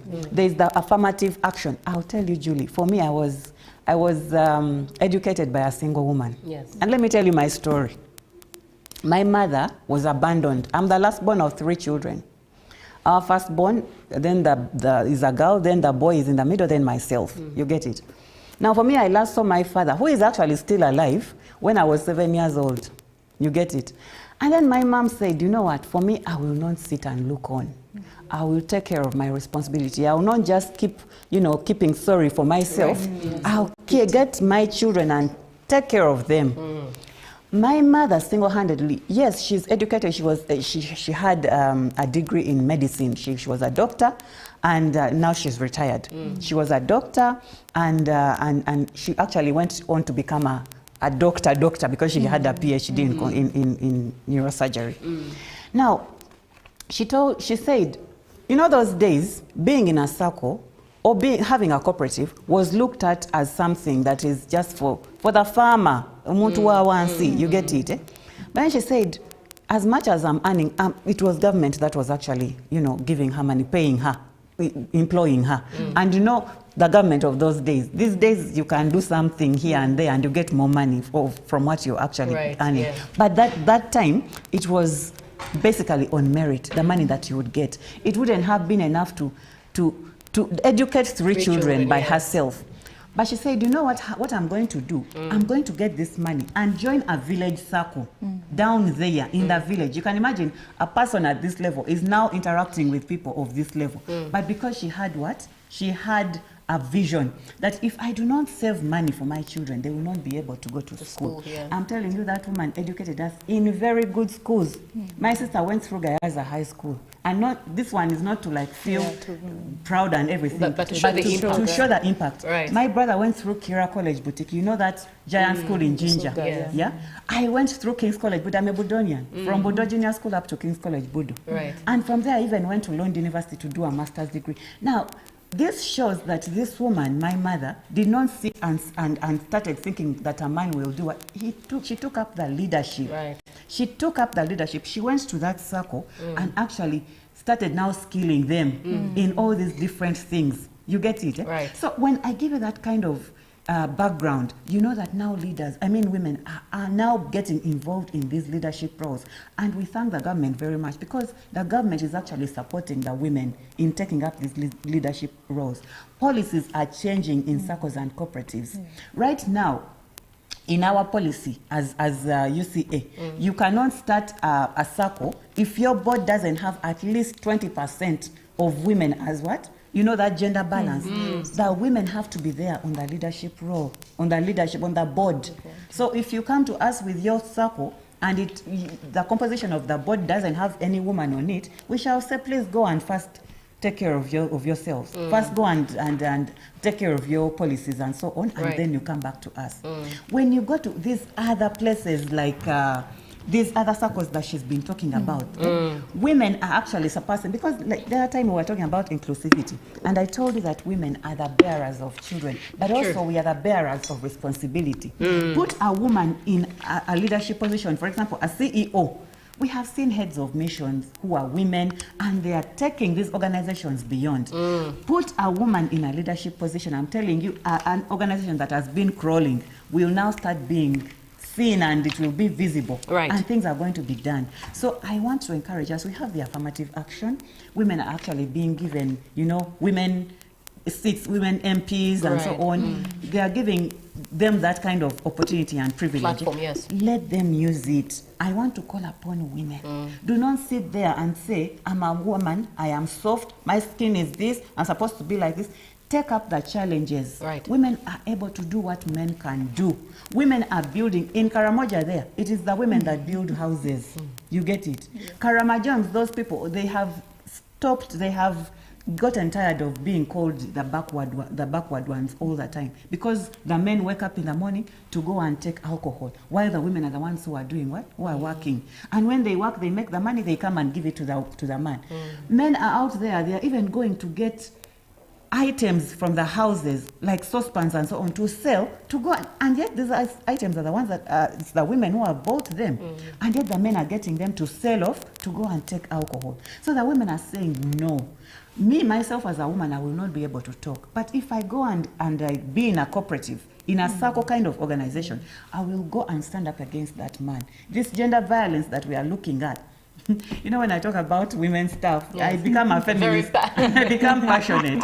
But it's because I want women out there to take up the challenges. When they look at women like us here, and they see us, Madam Honorable here, myself, you, don't they get inspired? They do. And what has inspired us? Is it because we have done it by ourselves? It's because we are in a kind of cooperative arrangement, a circle that is supporting us and is giving us the means voice. to become leaders, to even go and take up those roles that men can do. Right. So I want to call upon all the women. Right. I want to call upon government to continue empowering women in all the social and cultural ways. Right. I will say this, that if you're a gentleman watching the show, do not feel disregarded. All these examples shared are just to show you that you have a big role to play as the gentlemen of the nation, as the leaders in empowering women. So this in particular, this conversation is meant to empower you, to help you empower the women that surround you. An empowered woman will uphold your legacy, will uphold your name, because it's the name that must stay even many years after you have left the earth. So empower a woman, empower the nation. And today's conversation with the UCA, that is the Uganda Cooperative Alliance, we are talking about empowering women through cooperatives. Allow me also ask you to stay on course. So when you send messages, let the conversation be in the boundaries of what we are talking about right now, and that is empowering women through cooperatives. Share your opinion or ask your question within that boundary so that we are able to stay on course and within the conversation. The number is 0709602592. Let me come to you, Justine. You share with us the type of partnerships that have been engaged in and most effective in supporting women cooperators in Uganda that you know of. Yes, thank you so much. One of the biggest partnerships is the government, as Uganda Cooperative Alliance, because the government gives us support, financial support towards capacity building. So this is a strong partnership with UCA, because in our strategic plan, as I indicated before, women and youth is a key pillar. Then secondly, as UCA, we have Agri-Retailer in place. So Agri-Retailer is one of our key partners. For them, they empower. Ms. Jacqueline gave examples of the Sebei Circle and other circles in the country. And there's also, by the way, a fourth project is Farmer Organization for Rural Transformation. This project is in different regions of the country, Lango, Busoga, Bugishu, and Ankole.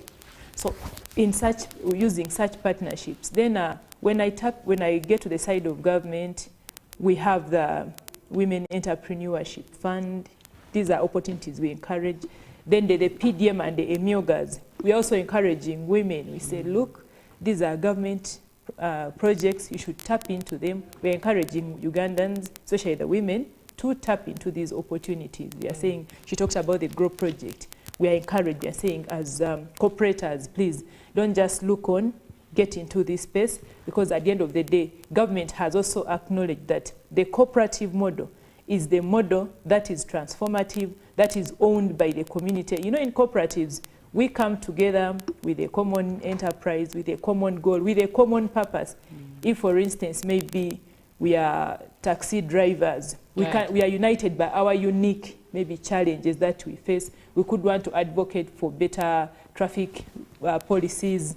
Maybe we are being harassed. So when we come together with that one voice of yes, we need to advocate for better working conditions. So these are some of the partnerships ranging from even banks. By the way, we have also had, we thank especially Stanbic Bank so much during our cooperative week activities and cooperative day celebration. They really supported us. So these banks have some packages, post banks, centenary. They have packages which are aimed at empowering women.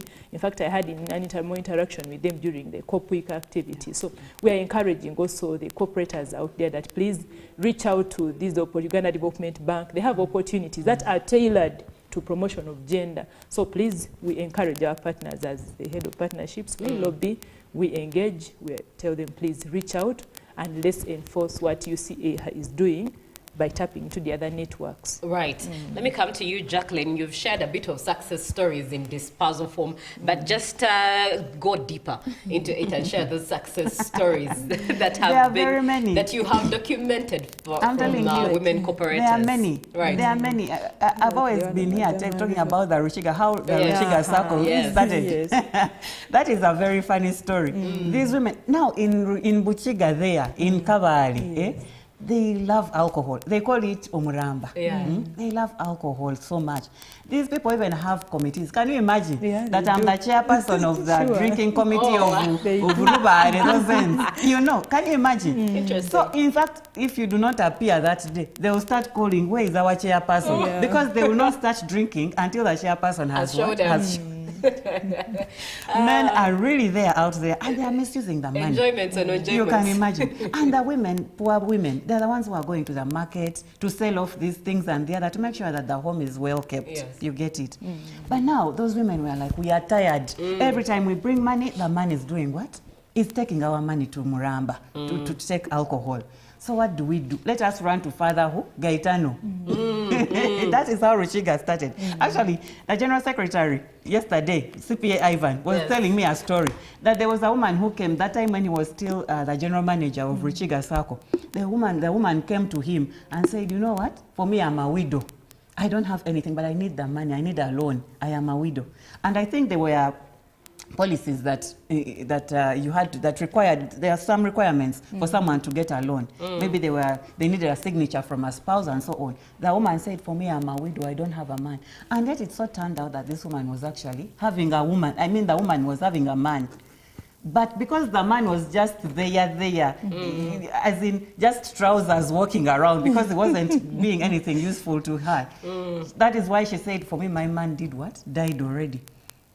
But then they go into these nigginers of theirs, because they are just nigginers, they are, you know, collecting money and so on. They decided that, you know what, let us go and tap onto the benefits that Ruchiga Sacco is giving us. General Secretary told me that in just 1 year, they had bought household items like mattresses for them, they had bought for them what, and these people were very happy, you can imagine. But still, even as they brought for them the household things like saucepans, these men would go and get the saucepans and they sell them off. What is in alcohol really? I don't understand it. It's such a demon. So these people are out there. That is how Ruchiga started, by women. These women said, enough is enough. Let us go and keep our money somewhere. If the church can be our what? Our solace, let us run there. Right. Now the father was like, how am I going to keep this money for this long?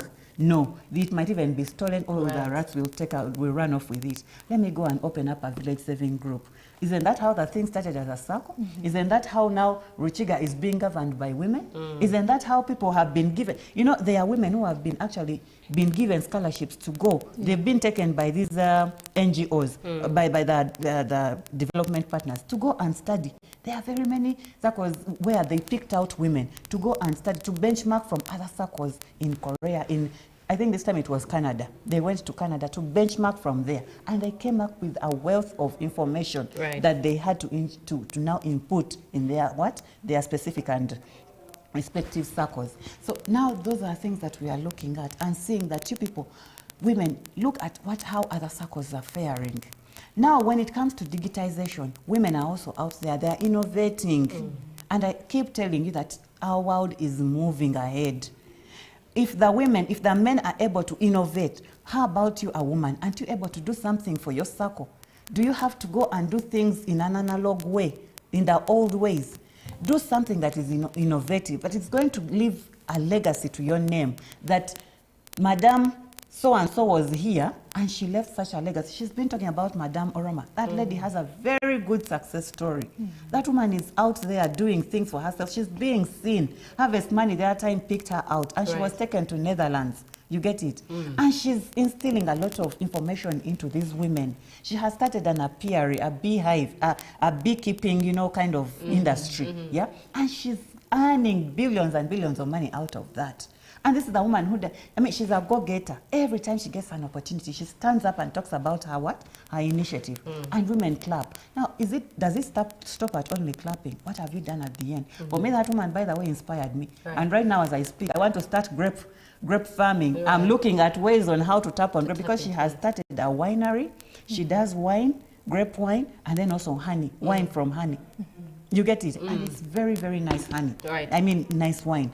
So when you see such success stories, you also want to get there. It's not all about you, keeping money and getting money and running off to buy something. But what have you done for yourself? Can't you get this money and put it in a circle where it is going to grow, where you're going to be able to get a loan out of it, access credit from that kind of arrangement? Can't you get this money and you put it in a cooperative? Cooperatives are rich, I'm telling you, Juliet. They have assets. I'm telling you, you go to a cooperative like this Mbarara Dairy. Right. Those people are building roads to help their farmers to access the roads, their merchandise. Yes. You get it? And why wouldn't you tap into something? And it is something very easy. Go and join. You just write a bylaw. Go get registered. Why do you want to just put your money lying there? For what? You get it? Let it grow.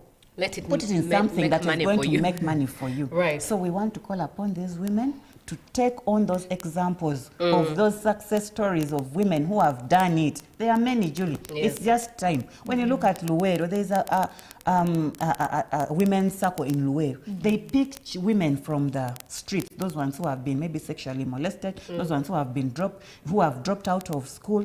They pick them from the streets, and then they train them into tailoring. And these are people who have gone on to actually to manufacture, to tailor uniforms for schools around in Luwero, and they are doing very well. These women are driving. I should tell you a story before you know. Right. There was a time I was in my car driving. And then the man came and the taxi, those taxi men, they have these innuendos about them. They are always saying some funny things. So I was trying to maneuver it. We were in traffic jam. And it was a big car, some good, nice car. I won't say the name. So this guy was like, you know how they can remove their head from the taxi? Madam, vuga mpole motoka y'omusajja togikona. So you cannot own it. So you cannot own it. Ideally, it is for a what? It is for a man. Me as a woman, I cannot own them. I just laughed up and I said, I wish you knew. I know. Very beautiful examples that Jacqueline has stated there.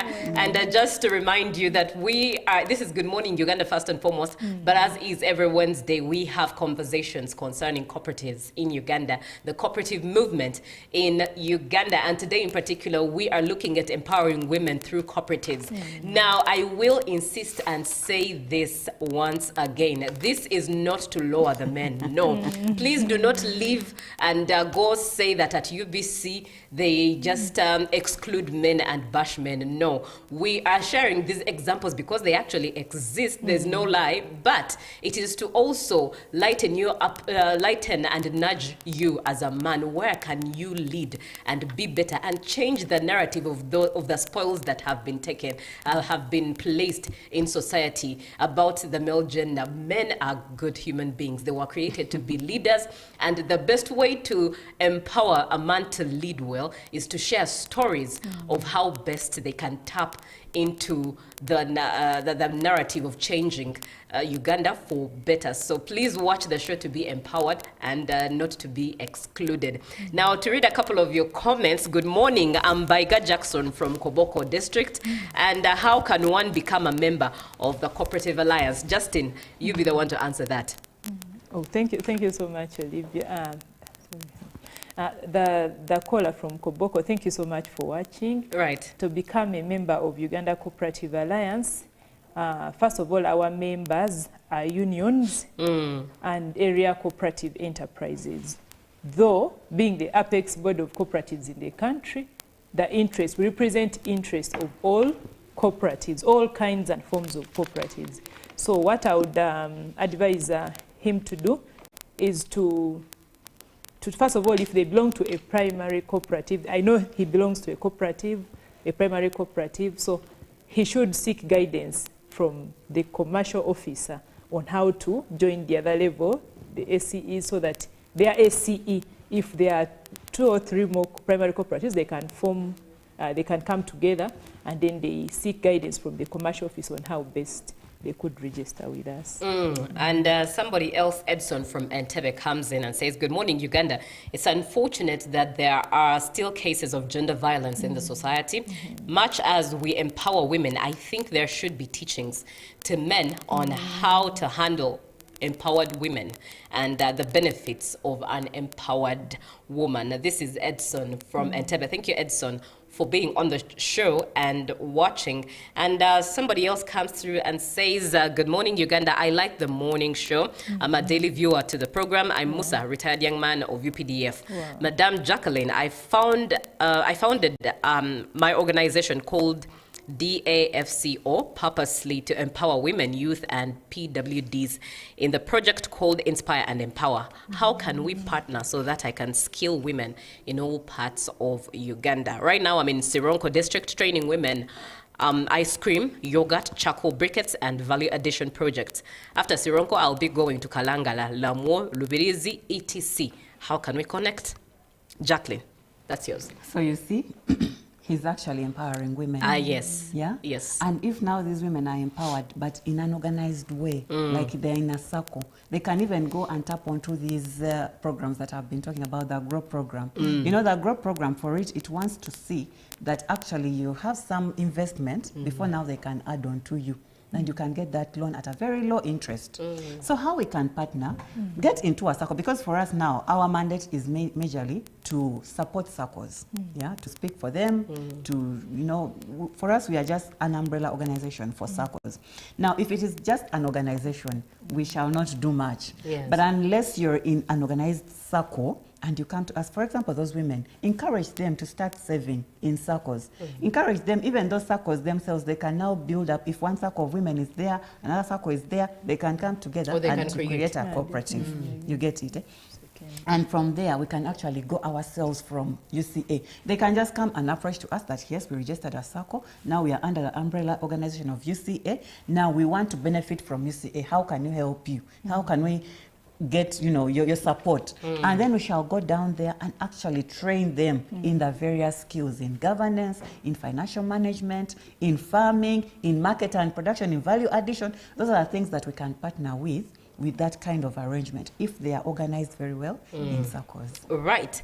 I kindly request for the contacts of one of the guests for more information. This is Alex from Luzira. Now, towards the end of the show, we'll definitely leave a contact that you can engage for UCA. But thank you so much for being on the show, and continue sending in those questions whilst we still have the time. 0709602592. Now, coming to you, Justine, in your experience, which sectors have you noticed that have empowered women the most through cooperatives? Yes, thank you. Cooperatives in Uganda are in different forms, different types, and when you read the Cooperative Societies Act Cap 107, it clearly highlights the different types of cooperatives, ranging from energy, from health.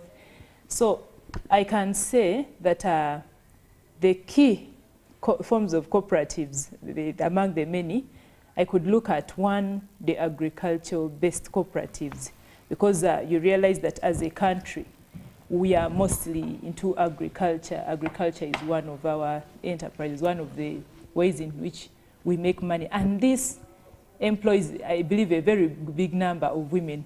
It could be around 70 or 60% of women who are engaged in the agricultural types of cooperatives. So we encourage, in fact, we do encourage that as these cooperatives even make their policies, they should have women participate. They should have women come in. The other type, I could look at the health cooperatives, because naturally, as women, we are the caretakers. If you went to these health facilities, you'd find us by the bedside of, you know. Then the energy cooperatives would also be good. It could be one area in which women can engage, because we do cook, we are into the issues of the environment. We interact with the environment more often.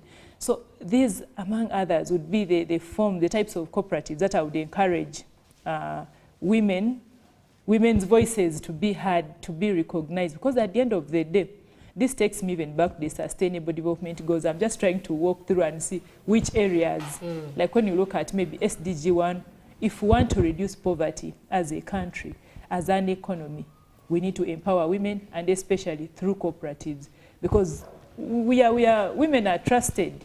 And for us, by nature, women are not selfish. If I'm in a position, I will always think about my community. I will think about maybe my church, how will I contribute? And even when given leadership, we mind so much about our image. You Right. really work too hard to see that, you know, you don't tarnish that image because the community, all eyes are on women. So then when we come to health, I'm trying to look at the SDGs. Yes, I talked about the SDG 3 on health. That's one area in which women are also participating to a big extent. When we look into education, yes, we are the ones who are closer to our kids, to the children. Most of the time they spend with the mothers. Formally they can be at school, but even us at home, we are the ones who will train these kids. So even the area of education, yes, that's one other area, type of cooperative that would encourage, that I see women are clearly absorbed. So, but I would call upon all these types of corporate, even circles, of course, when we get to the communities. I've been in community in Uganda for 10 years as a member of parliament. I have seen how women are developing, how women have come together and how they are transforming their lives through cooperatives. Mostly they start as small saving groups and then eventually. So for me, what I see, the only advice I would give is that when the leadership of these cooperatives are holding meetings, when they are discussing issues pertaining the well-being, the welfare of the members, they should also, first of all, start from when you're calling an AGM, which day would be favorable. Let's think as cooperators, which day would you set a meeting that would attract a big number of women? So maybe if it's a weekday, Jackie, would you see more women come? I think there would be less. But if it was on a Saturday, maybe. And then what time? If this meeting is at 9 a.m. sincerely, someone has just woken up, Jackie talked about the roles, the multiple roles of women. So we should have those small guidelines that would that set in place that would create an enabling environment for women, like when do we have the meetings, what time, which day is favorable. We are discussing issues, maybe if it's a transport sector. Yeah, that one's also because we're usually in this public, we're in taxis, we are, you know. So what time, if you're going to talk about the policies in the transport sector, it's a transport industry, do we have women there? Because we use these public means. We could be having ideas, you know, on how we can transform housing. Yes, we are the caretakers. She gave an example of Ruchiga, where the women, we are the ones to think, you're like, now this cup, if a guest came in, would it really be a good, would it be presentable to the guests? We are the ones who we take more time to think about the nitty-gritty. So I think those are some of the cooperative sectors that women are involved. Right. Now let me come to you, Jacqueline. And in the participation of women in cooperatives, as UCA, do you have women directly involved in the design and upcoming of certain cooperative projects? Yeah. Oh, yes, we do. Myself, I'm here. Justine is here. Right. But even on the board, we have our vice chair, is Madame Oroma, the lady I've been talking to you about, the one who does the honey. She's a lady. We have very many women who are coming up. When we talk about UCA, we are not talking about just the organization. We are talking about all the circles and the cooperatives and the unions that are under us, under the Apex. I can even give you an example. We're in Toro, Pusaiga Sako hosted us, and the CEO is a lady. The CEO is a lady. And she spoke, and actually they even established a whole building for themselves. Wow. And these people, when you looked at, because I went there during the inauguration, the minister was inaugurating their new building, and when you looked at the crowd, these were majorly women. They come with their children there, and they are saving, and they are also in leadership positions. So even back at UCA, there are projects that have been started up. A woman writes a project, and it has gone through. UN Women has given us projects, you know, because women have been there to write these projects, to make it go through. So we want to encourage even other, and I'm not saying that UCA as an organization, I'm telling you, we are supporting our circles. And these circles, we see women, when you call them upon, that please come and we do this proposal. They come up and they start writing these proposals, and projects have been bagged. You get it? Right. Women, and the moment they are bagged, it is the woman who becomes the project manager. Women are there managing full projects, 5 years projects, 7 years projects. And how? Because they are able to now get included and involved in this planning and organization. Wow, very profound. We still have a bit of time, very little though. So we still have a little window to share your question or opinion, 0709-602-592. I will stay with you, Jackie. How do you handle community persistence, especially in underdeveloped areas, when it comes to empowering women? It's all about advocacy. Go down, place yourself in that image of that woman who is down there. Advocate to them. Before I joined UCA, I was working with with RTI. And we were advocating to the women, especially the women, because these are the bearers of the children. And you know, yes, the men, we are going to advocate to them because they also give us the help and the support and the finances. But for them, their role stops at giving us the money. But now we are the ones who nurture these children. So we were advocating to the owners of the children to take them to school so that they can tap onto the quality education that we are doing in the schools there in Karamoja. Now, you go and get into a manyata. You go and get to the level of this person and you give them that kind of advocacy at that level. You communicate at that level that, you know what, for me, I was also in this kind of situation. You know, for me, when I told you my story that my mother educated me through these giant schools, King's College, Budo, it's not that she had the money to do so. For me, I was in school with people, with children whose parents were MPs. My mom used to come in a taxi from Masaka. You can imagine we were staying in Masaka. So she would come in a taxi every visitation to come and do what? And visit me. And they are packed in the compound where huge cars of parents of children's parents who were ministers, who were what? And then I would look and I say, would I ever become that kind of person in my... So when you go and you put yourself at their level and you tell them, you see where I am right now? I was like you. Me, my subsistence living was, you know, getting my parent getting coffee, getting cotton and selling it. And that is how I was able to do what? To go to school, getting maize and selling it. So now these people will now understand that, hey, when I go back and do my farming in, usually for them, they are mostly into sunflower because they get oil out of it. They would say, if I get my sunflower and I sell it, I can take my child where? To school. I will not wait for the man.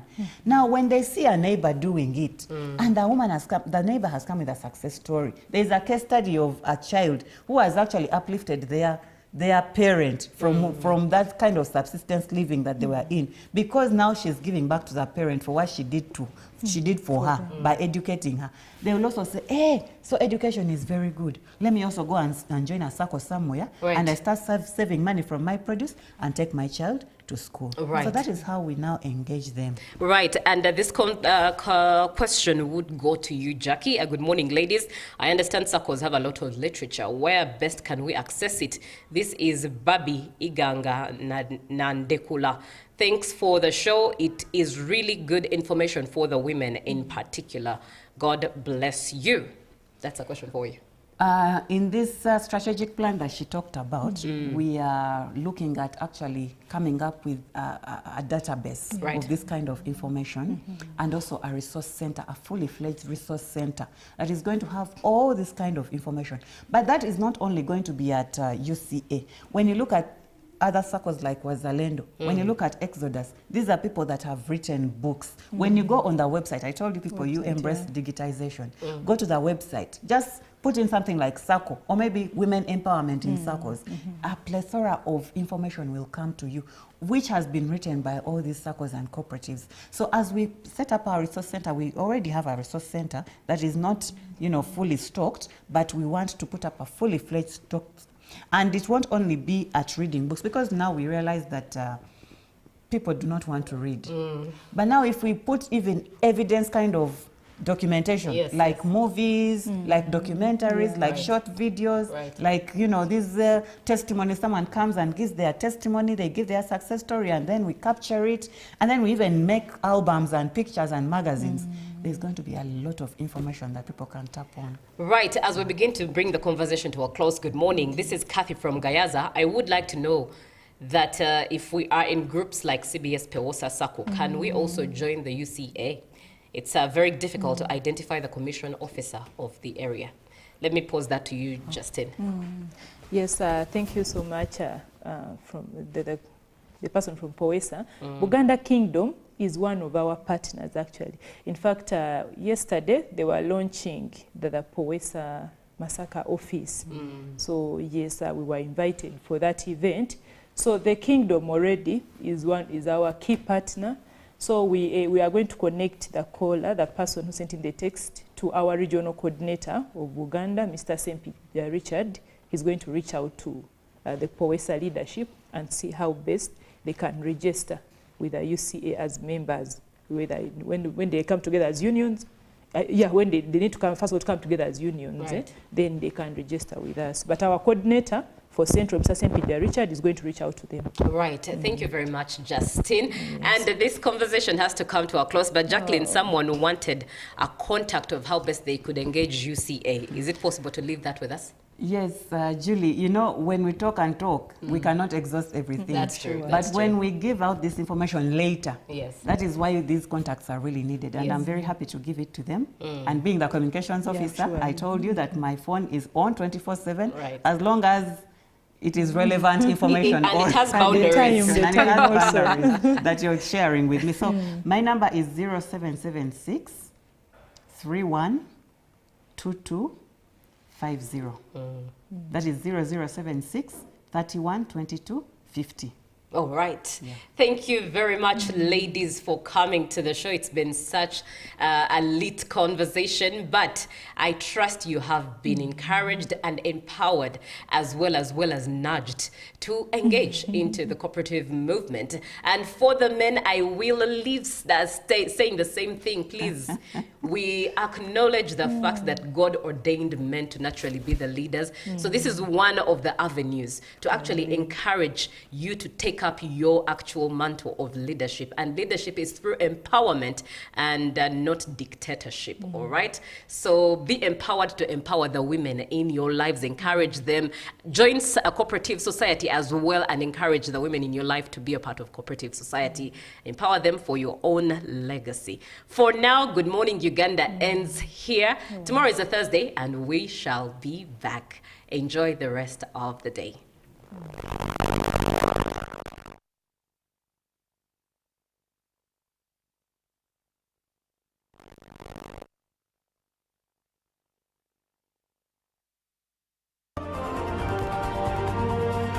Live from UBC Studios in Kampala, this is Good Morning Uganda. Pick of the day on UBC. Every Wednesday, 10 p.m. on your public broadcaster.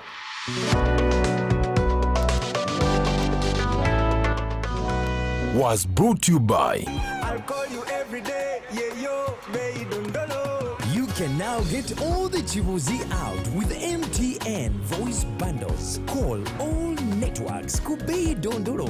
Buy a 25-minute voice bundle for only 1,000. Or buy any daily voice bundle of your choice. Dial *100 *21# and select daily, or use the My MTN app.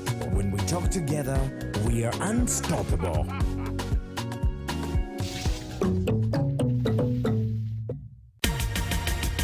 It's a FlexiPay cashback explosion. Shop and pay with your FlexiPay. Cashback instant. It's a FlexiPay cashback explosion. It's a FlexiPay cashback explosion. Simply shop and pay with your FlexiPay at activating outlets and enjoy instant cashbacks. Terms and conditions apply. Stanbic Bank is regulated by the Bank of Uganda, and customer deposits are protected by the Deposit Protection Fund up to 10 million Uganda shillings. Hello, Kampala, Uganda. In response to the national call of strengthening the traffic security, Good Products Group HGO brand has officially launched the Rider Selection Campaign. Registration is now open. Visit www.riders.hgo.com. Complete your registration now for a chance to win exciting prizes including motorcycles, exclusive HGO gift boxes, and official rider vests, all while promoting safe riding awareness. This is how to participate. Pay the registration fee, invite 3 friends to form a team of 4, and your registration fee will instantly be refunded. Begin your journey of honor today. Don't miss this opportunity. Join the challenge, promote road safety, and become a pioneer rider. For details, visit the official Good Products website at www.hgo.com or call toll free 0800-335-555 or visit our offices at Kingdom Kampala 3rd floor to register now and win prizes worth millions.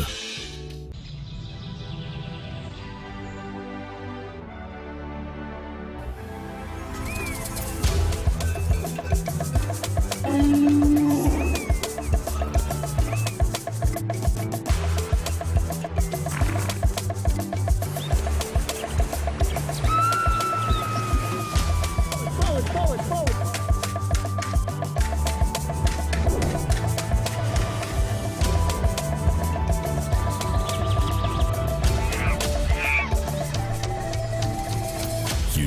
only ours.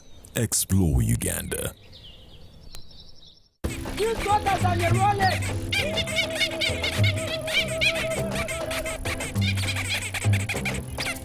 Bobby, again, what's the drama?